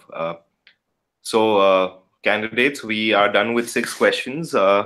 Nishant, can you just announce the cumulative time for everyone? Yeah. So Ashwita is at 8 minutes. Jasmine is at 13 minutes and 17 seconds. Love is at 12 minutes and 44 seconds. Parusha is at 12 minutes and 30 seconds. Simran is at 11 minutes and 4 seconds. And Gaurav is at 12 minutes and 2 seconds. Yeah. So how do we want to do this? So so technically the next question and the candidate specific question all was supposed to be answered within the 15 minutes. And one option is that you either choose to skip the next question, or the other option could be to have the people who are very comfortable with their time limit to take a call. I don't know. Those are just 2 ideas. Presidential candidates, it's time to make a decision. Should we just do a simple raise of hand vote? Ashwita, every Ashokan must be heard. I think people should finish answering in the time that they have left. That will be more fun. I think let's try and restrict ourselves to the original 15. Yes. If the entire panel feels comfortable, we can take an extension of 30 minutes. For the moment, we should go with the original time limit. Hello. Okay. Cool. So let's at least go ahead with question number 6 then. Without knowing whether or not the next question will have more time for some people. Yeah. So we're doing that. Yeah. Okay. Gaurav, the 6th question, we start with you. Then Jasmine, Love, Parusha, Simran, and Ashwita. The question. Sorry, am I on mute? No, we can hear you. We can hear you. Okay, so the 6th question is as fundamental and interviewee as it can get. What is truly unique about your candidature? In other words, what sets you apart from the other candidates? Sure. So I believe that the outgoing council, Karan, led by you and a couple of others in this panel,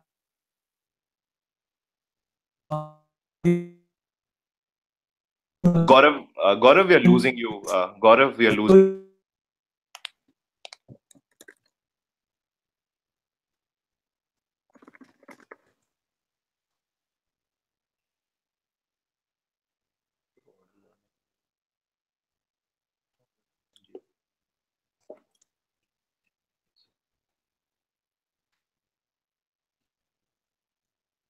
Nishant, can you hold Gaurav's time? We'll move to Jasmine.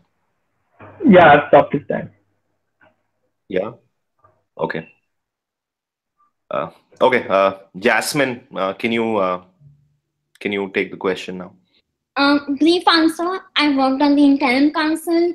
I worked on the founding council. I have the insider's view, deep understanding of how things work, what are the gaps, what needs to be done.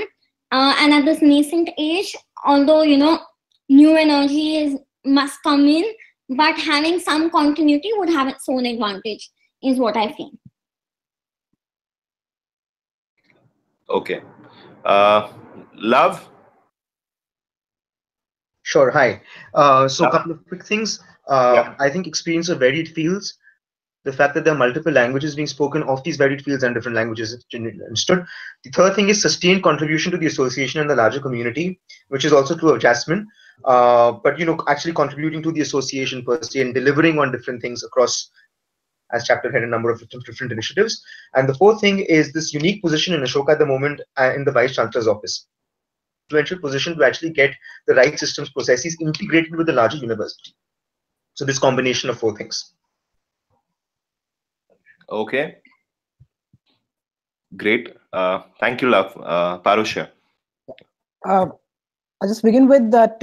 My experience with, engaging with more than 3 batches of Ashoka very closely, my own batch and my batches post that, and also having taken advice from all the batches before that during the course of my manifesto. I think bringing that collaborative nature is something I would consider is a strength here. And also tangibly having experience of working with the international universities and having seen their alumni association really develop stages, studied them, I think that's something I bring to board as a candidate for president. And I believe by this collaborative nature, I would be able to achieve the common vision that we have. Thank you. Simran? Okay. I'm not the most illustrious candidate for running for the president. I haven't been associated with the previous council, and I've only been associated as a TA a couple of times. But I do think that I have a lot of integrity and have a lot of heart, and I know that everybody else does too. That all the other candidates are actually probably as deserving as the other, and there's really no wrong choice. But I think that I would be able to get in something fresh, a little bit new, someone who is an outsider and doesn't exactly understand what the Alumni Association really does, to figure it out for myself and for a lot of people like me.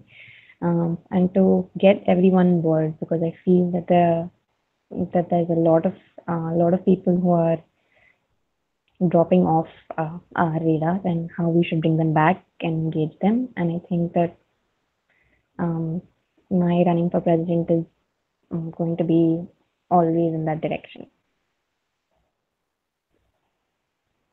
Thank you, Simran. Ashwita.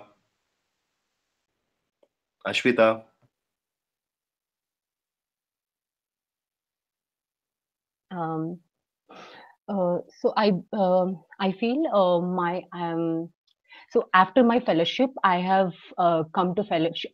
I come to Ashoka every single year. Last 5 years, I've interacted with so many fellows from diverse backgrounds, and understand like what an alumni community for me personally mean, and also for other people. And also, I feel I am someone who is far away from Ashoka in many ways.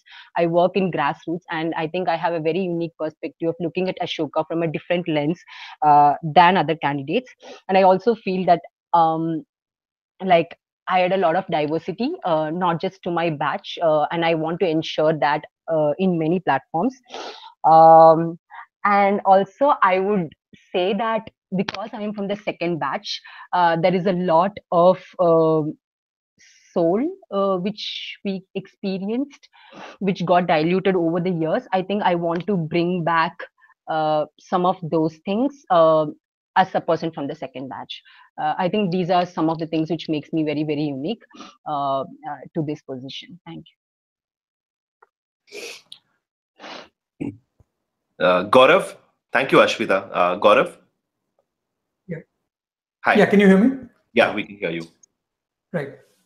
Right. So I don't know where you last lost me, but I'll start it from the beginning itself. That the current association has done a wonderful job over the last 2 years, to set up the process and systems, and it has made the alumni university and student relation really stronger, as compared to what it was back in 2015-16. And while we need to ensure that there's continuity in terms of what was planned, we need to accelerate the impact that we need to create, taking into consideration different factors. For example, the different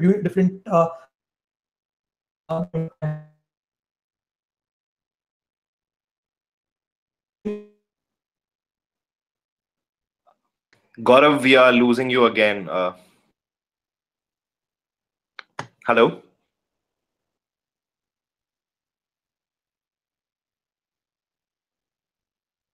Gaurav, sorry, I'm really sorry we lost you quite a while ago.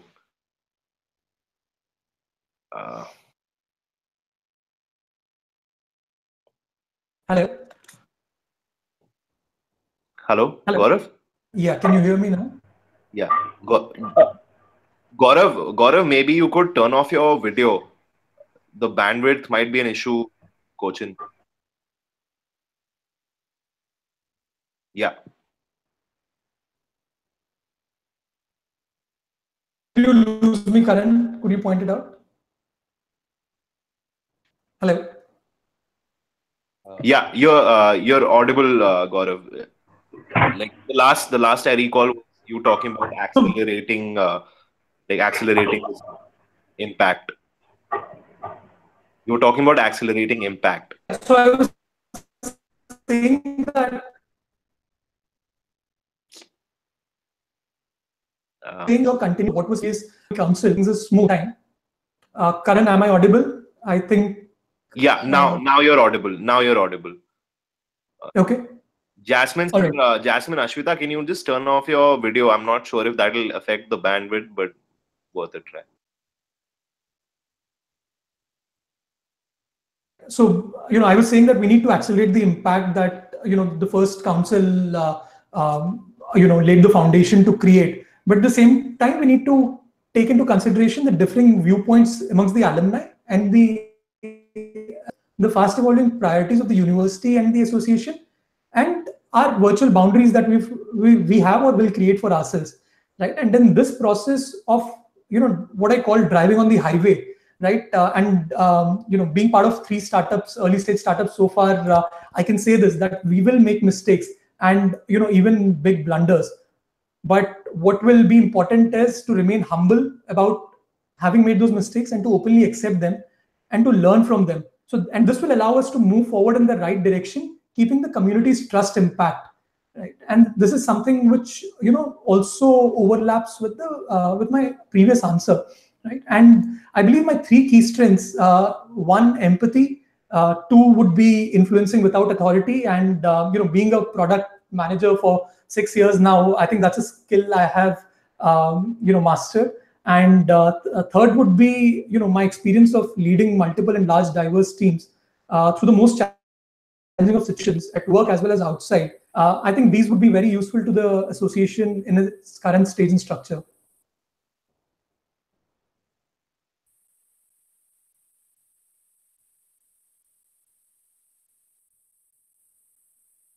Thank you so much, Gaurav.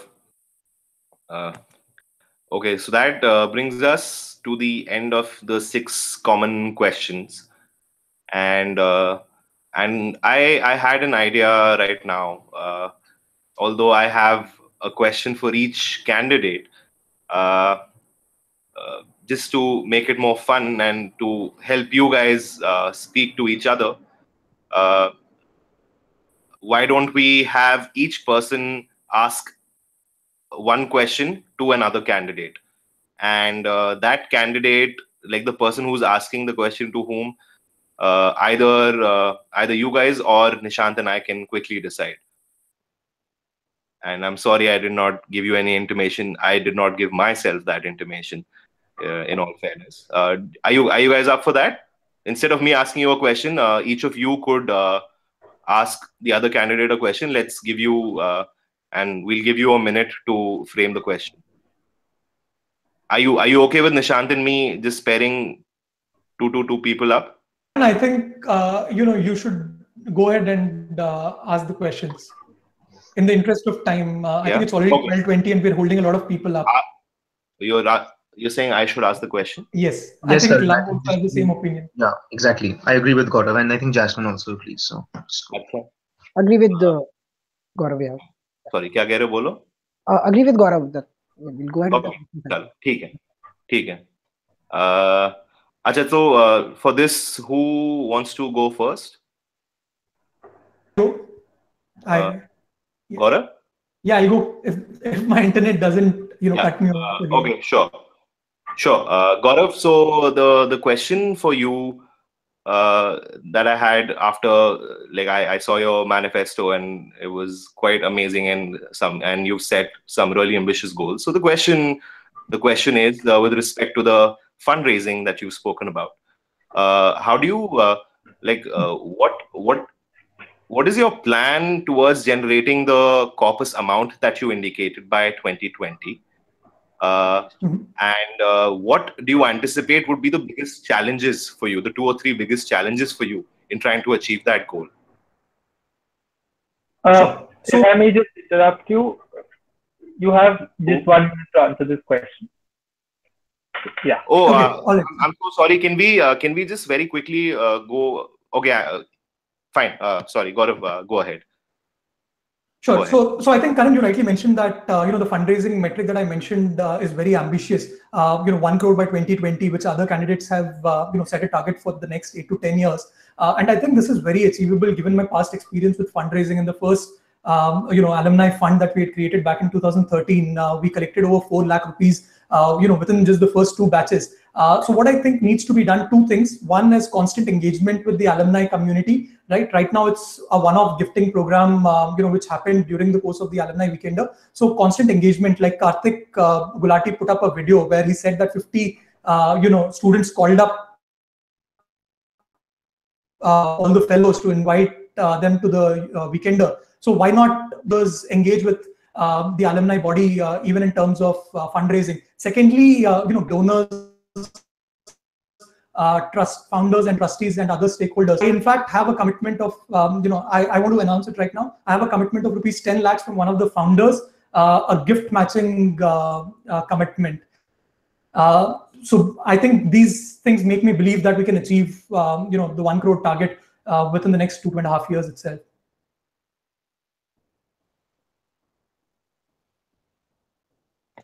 Thank you. Thank you so much, Gaurav. Nishant, I was just asking you to just share how much time everyone has so that people are aware.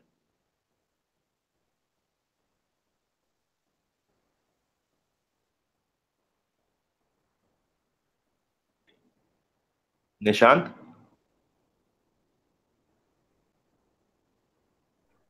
Sorry, You're I on didn't mute. put on my microphone. Yeah. Ashwita has 9 minutes and 13 seconds. Jasmine has 13 minutes and 40 seconds. Love has 13 minutes and 11 seconds. Parusha is on 13 minutes and 5 seconds. Uh, Simran is on 12 minutes and 18 seconds. And Gaurav is done with this time. All right. Yeah. Great. So who'd like to go next?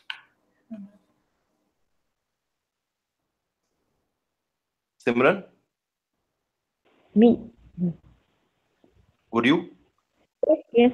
Anyone, like, sorry, didn't mean to put you on a spot. Do you want to go? Yeah, me. Okay. So it's a very fundamental question from what I understand after reading what you had to share.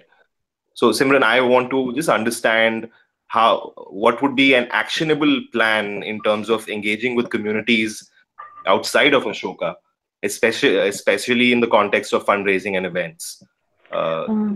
External engagement is one of the key mission areas of the association, and I would be very interested in understanding how you plan to enable this.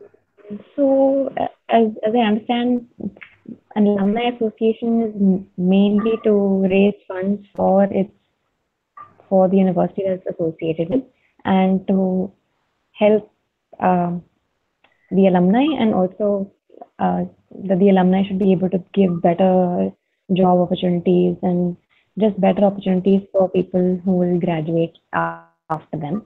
And so I felt that if the local chapters, we have to become independent, and the alumni association has to become financially independent, then can we in a small way start having events that fundraise already? So with the talent that the YF community and the Ashoka community already has, can local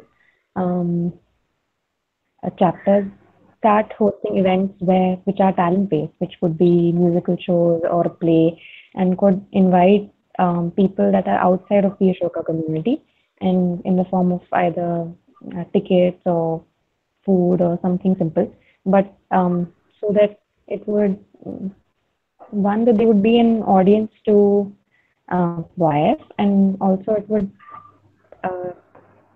widen the kind of people that we meet. I feel that YF people and Ashoka people become very, very comfortable with each other, and then find it very difficult to engage with people outside the community.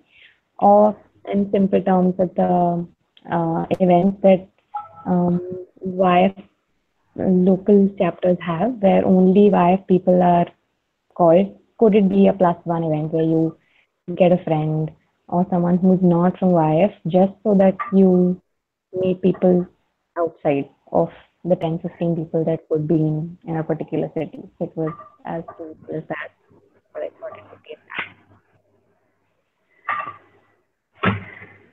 All right, got it. Thank you so much, Simran. Who would like to go next? Go. I can go next. Okay. Madam Shetty, from your manifesto, I had one question for you. You've put out some great ideas about how to make the meetings of the alumni council more transparent. Spoken about getting 10 different alumni, diverse alumni, to be part of it. Yes. And so, like, just want in terms of how you would go about implementing this, like what would be some of the criteria you use for identifying diverse alumni, and second, on the feasibility level, yeah, how do you make sure that, yeah, basically how are things like these going to be consistent? Because it's a great idea, but I would be really interested in understanding how you plan to make this consistent and how you would basically define the criteria for doing these things. Is that clear enough for you, or did I confuse you? I think whatever I have understood, like I can try answering right now. So basically, what I mean diversity in the beginning, like in first place, it's that diversity like means gender, like social class, opinions, in like so many. There are so many ways I define diversity, and why. And we all know from our experience in living the experience of fellowship that diversity works, and when diverse people come together, the great ideas come, and all voices are heard. Every voice is represented. So I think that's my intention of putting it there, that there are so many voices. There are very similar voices I hear all the time from many task forces or whatever the meetings which we have. So I believe if we could include that diverse voice, that will be great. And I also like feel the criteria for selecting the diverse voice will be like something which has to come from the alumni community in many ways. But I also feel that I have certain ideas about like how this whole thing works. Just inviting them to observe conversations so that it becomes very conscious for us that there are diverse people sitting there. So our intention is to include everyone. So our intention is to hear all the voices, and to take decisions after that. I think that's my intention of putting diverse voices. And I totally, truly, personally believe in diversity and inclusivity, and it really has been my personal value, and I really would love to see that reflect in the association itself. I hope I answered the question. Sorry, I was on mute. Thank you, Ashmita. Can the edict please mute their mic? Nishan, thank you. Okay, Love, your last. Jasmine, Parusha, are you okay with Love being last? Okay, Parusha. ठीक है. Okay, so Parusha is going next, and Parusha, great job on putting together a comprehensive manifesto, and like I obviously have a lot of questions to you and to everyone, but one question which I would like to ask you is about this really cool idea that you've spoken about, which is the alumni hour, where twice every month people will sign up to sit with key decision makers of the university to discuss the functioning, ethos, concerns, etc. So, that's a great idea, and what I am interested in knowing is one like how do you plan to implement it? Obviously, and on a related note, how do you think this will work feasibly on a consistent basis? The way I asked the other candidate. How do you think it can be made a consistent effort? Because I mean, if you are talking about senior administrators and faculty, etc., from the university, getting them every month twice could yeah. So I mean, it's basically around that. Sorry for the slight inarticulate nature of my question, but I just want to understand how you're thinking about implementing something like this, where time is very precious of the alums and of the campus administrators. Does that yes. Is that clear for you, Parusha? Sure, Karan, and I think you're bringing a lot on board here with your experience. How tough I think the challenges are going to be about it. I must admit it is an ambitious baby step that we are talking about right now. And yes, the founders are busy, the administration is busy, and also in our professional lives, the broader alumni community is also very often busy. So just from a very functional perspective, because it's going to be setting up more of an engagement platform for later on. I mean, every month twice. It's going to be for once, let's say the UGs, the other time, let's say the cash, and the next month we'll move on to another department, a GCWL. So engaging them and channelizing this is going to be a challenge, must accept. But I think the broader ethos is that this will bring people into a zone where they can raise their individual views and not get bogged down by a broader, a conversation, and making sure that they're on the right side. Logistically, yes, we have had town halls during Ashoka times, and also the founders and a lot of our senior management people do take time out for a tasty talk, do take time out for a mentorship session. I think it's all about channelizing that energy into a more structured form, into a way where we can also let alumni engage on their own individual views. And also, it's not always about the admin, the head of the admin being there. We can also get representatives as proxies for those who, and that is where the accountability part comes in, that those views are communicated to the relevant people, and the alumni office, which you have laid stone to, is going to take care of. So yeah, it is an ambitious step. The new council will require support and also their experiences here, but it is going to be a functional thing. So yeah. Great. All the best. Sounds amazing. Okay. Closing comments later. I think we are left with Jasmine, right? Love to. Yeah. Okay, so Jasmine and Love. Can everyone else put themselves on mute? Gaurav, Palasha. Sorry, there's no echo happening. So, yeah. Okay. Yeah. How much time does Jasmine have? 30. She has 1 minute and 20 seconds. Okay. Okay. Final question, Jasmine. So in your manifesto, by the way, congratulations on putting together like a lot of work. And my question to you, Jasmine, is so you've spoken about you've spoken about mapping each alum to the nearest local or regional chapter in July or August of July 2019. Considering you have been on the council and you've seen how difficult it is to maintain and update a database, how do you think you're going to achieve this goal? So Karan, as we all know, we are moving towards numbers which are just unimaginable. So you can't have things happening in Delhi and Sonipat. So we need to move towards decentralization. We need to have local chapters. Now I know it will be a challenge, and somewhere I would like to bring this to the community, that is also, we can create platforms, but for them also they have to actively engage.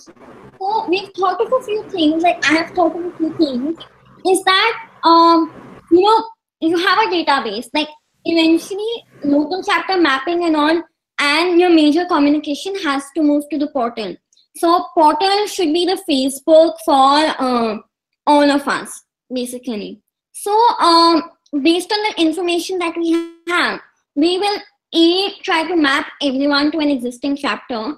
I plan to launch a lot of chapters during my tenure. Like the aim is to have a chapter in every city with 5+ alums, or have regional chapters, like say the East Coast or the West Coast in the US, and map everyone at once to their nearest chapter based on the location they've provided to us on the portal or in their other information. Then it should be sort of, like a rooster thing happening periodically. We would also really encourage alums that, when you move jobs, when you move cities, the way you update your Facebook or LinkedIn. I'm gonna have to cut you off there. Time is up, sorry. Okay. Yeah, but you guys get the drift. Disqualified for saying that last sentence. Anyway, ठीक है. So we're done with everyone but Love. Okay, Love. Jasmine, could you please mute yourself? Love, am I audible to you? Hello? Yeah. Okay.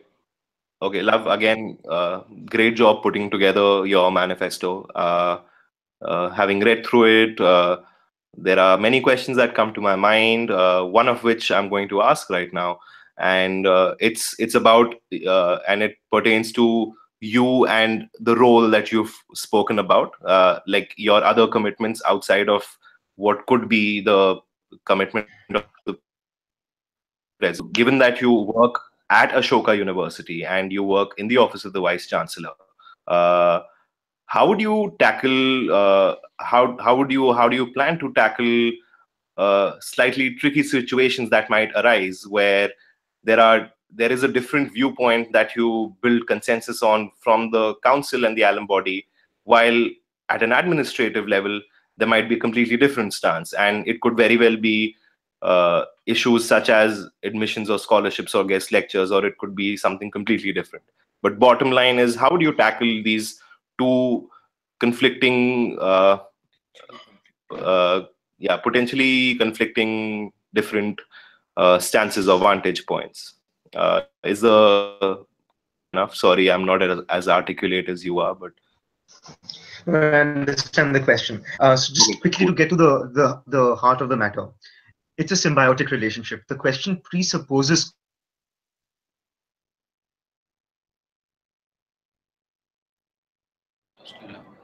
Love, on the contrary. Love, we are losing you. Love, can you please? We lost you. Just start again. I'm sorry, I'll just repeat myself. I said the Just hold on 1 second. How much time does he have, Nishan? He's at 13 minutes and 20 seconds. So 1 minute and 40 seconds. Cool. Please let us know once if he crosses the limit. Yeah. Sure. So I'll go again. So the question presupposes that there will be conflict between the association and the university or the administration. I'd like to point out how this entire the debate today began. I said that this would be the association is in a symbiotic relationship. I think on most occasions there should be a degree of parallelism because really it's the same interest. Our strength is the university's strength, our growth, university's growth, university success, our success, and so on. Occasionally, when there are differences, again, there are two different roads.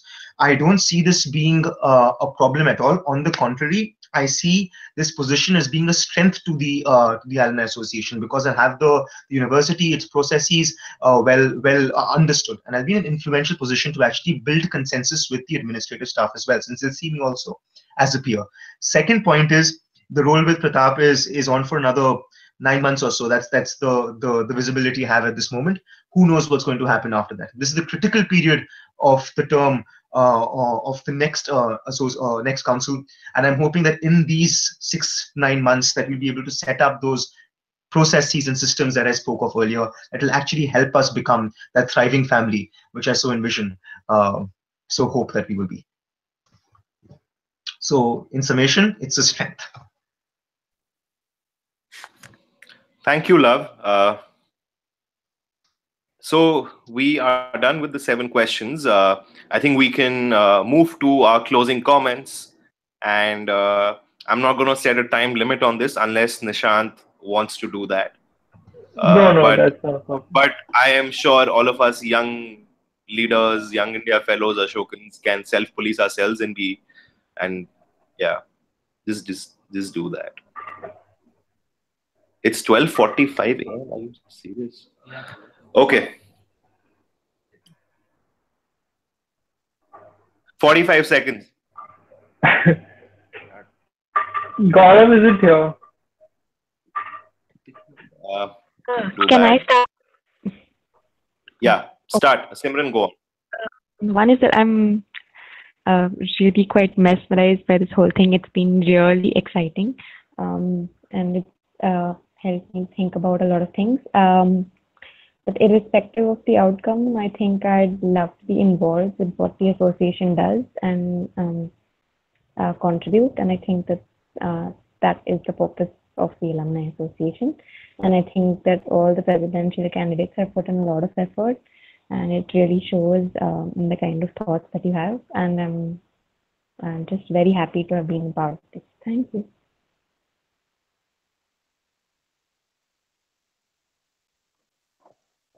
Parusha ji, Yes. boliye. Karan, firstly, thanks to you and Edit for organizing this debate. It has been really fruitful, I think, for us as well as people voting.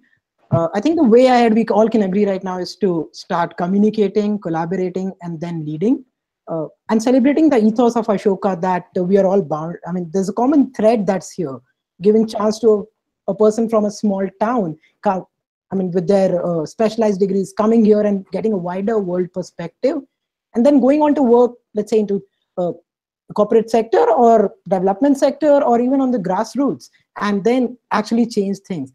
I think all the manifestos, we have all gone through that. They have all tried to get opinions of a bigger electorate and their aspirations of not just individual candidates, but for everyone. I believe whoever wins, we have to value this going ahead. And the ideal that I would personally subscribe to would be that of Barack Obama, or rather Jawaharlal Nehru, who could bring diverse views like Ambedkar and Shyama Prasad Mukherjee together. I think that's the way a president and a council would be going ahead. And those are the ideals I set for myself. Right, I'm going to have to cut you off there. Sorry, Parusha. To, I mean, sexual harassment cases to transparency. I think that's the way go ahead and we should be able to achieve it. Thanks. Sorry, Nishant, I think I went ahead for 10 seconds. Really sorry. No problem. No. Ashwita. Yeah, I truly feel that everyone votes first. I genuinely feel that we all need to participate. We need to set that culture, and like whoever gets selected. But I do feel that we as a community is very, very, very strong, and that if we believe that we could do something together, we can truly do something which is amazing. So for that, we all need to come together and just start with the basic process of voting, and then involving in the conversation. And I also genuinely feel that what affects one person affects all of us, irrespective of Ashoka community or whatever. So I would want everyone to vote and make that choice and make that choice as your own. Thank you so much. Thank you, Ashwita. We're left with Love, Gaurav, and Jasmine. Since none of you are picking,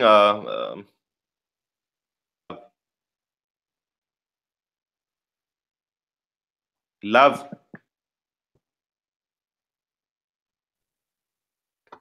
My apologies. Am I audible now? Yes, yes. Right. So my closing comments, it's going to be a statement of faith, and it's going to be a statement of pun intended. I have enormous faith in Ashoka.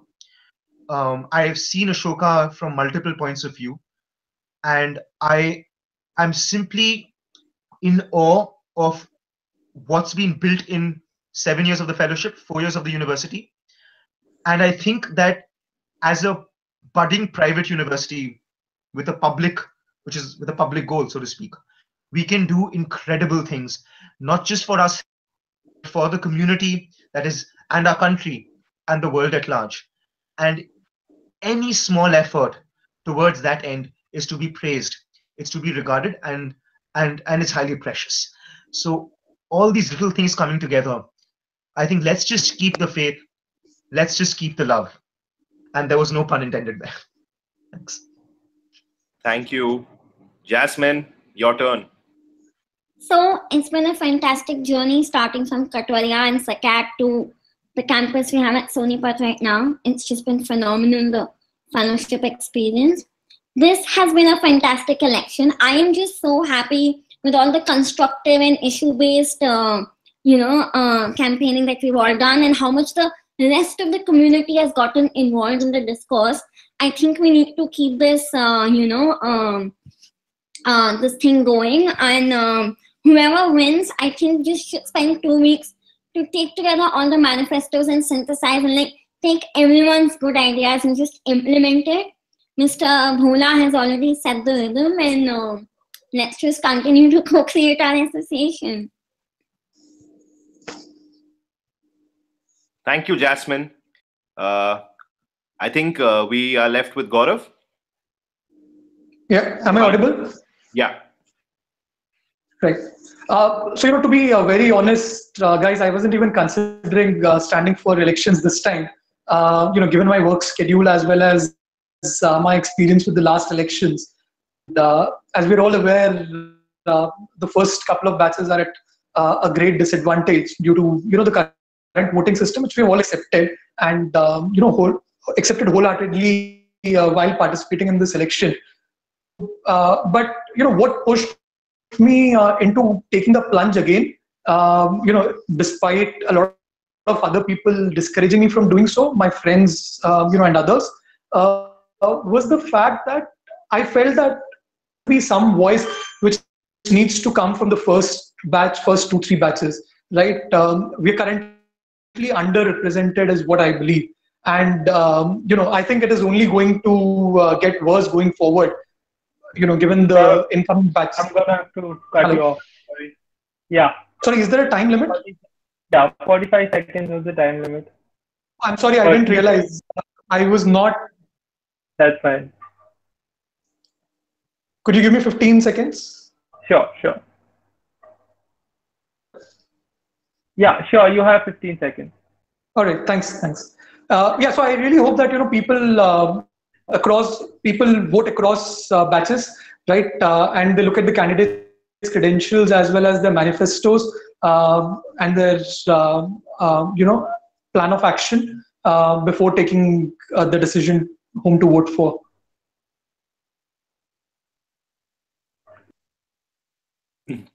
Thank you so much, Gaurav.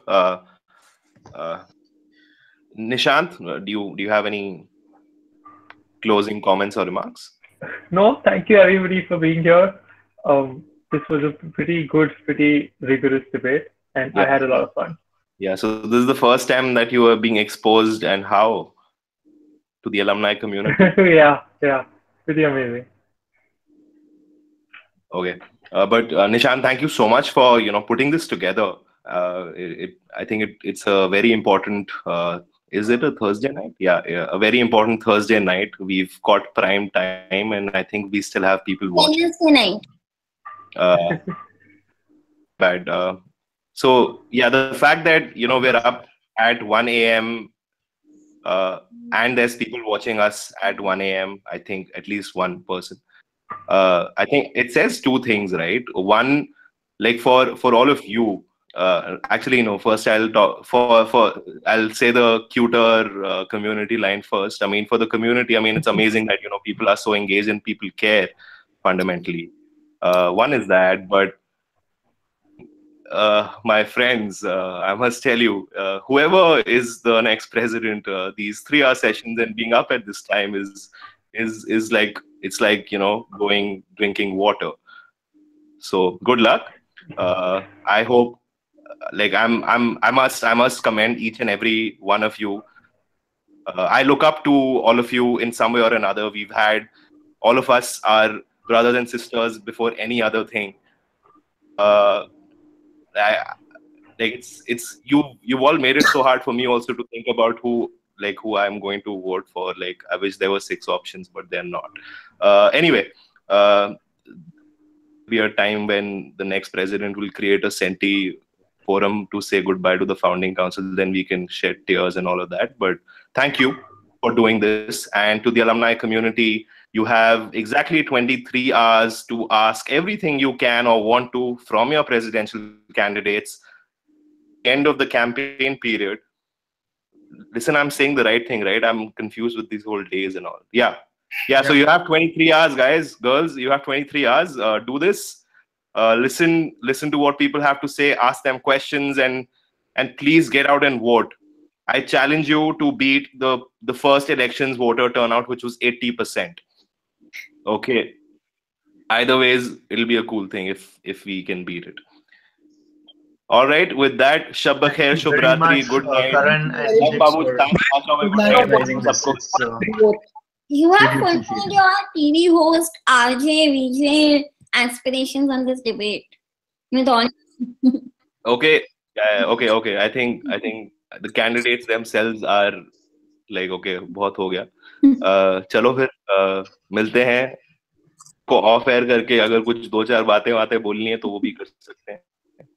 And I think we must thank Nishant once. He's been here throughout. Yeah, absolutely. No, it's been my pleasure. No problem at all. Everyone else who logged in and followed the debate, thank you so much for staying up. I'm sure all of you have work tomorrow, so thank you for being involved. Yes, guys, thank you so much. Thank you, everyone. 24 people still watching. Wow. It's incredible. Love, do you want to crack some jokes now? No, Actually, I think we'll do that also. Okay. Take that back. That's me creating favorable forums for you. Sorry. Guys, do send across your best wishes to Danish from my batch who's getting married. Yeah. Morning. Oh my By God, the way, many Anish, congratulations. Is he by the getting way, married to a fellow? is the oldest Okay. Candidature fellow. Definitely not a fellow. Umar- There are very few fellows his age. चलो family बड़ी हो रही है अच्छी चीज है. Yeah, and he was also the first Fulbright scholar from Ashoka, I think. क्या No? बात है? Yes, he was. You guys are gonna go on forever. I'm gonna stop this podcast. ये है हमारी Yeah, community. yeah. Yes, Nishant, please go ahead and speak. चलो. अच्छा, okay, हो गया. Thank you. Yeah. Bye bye. Bye.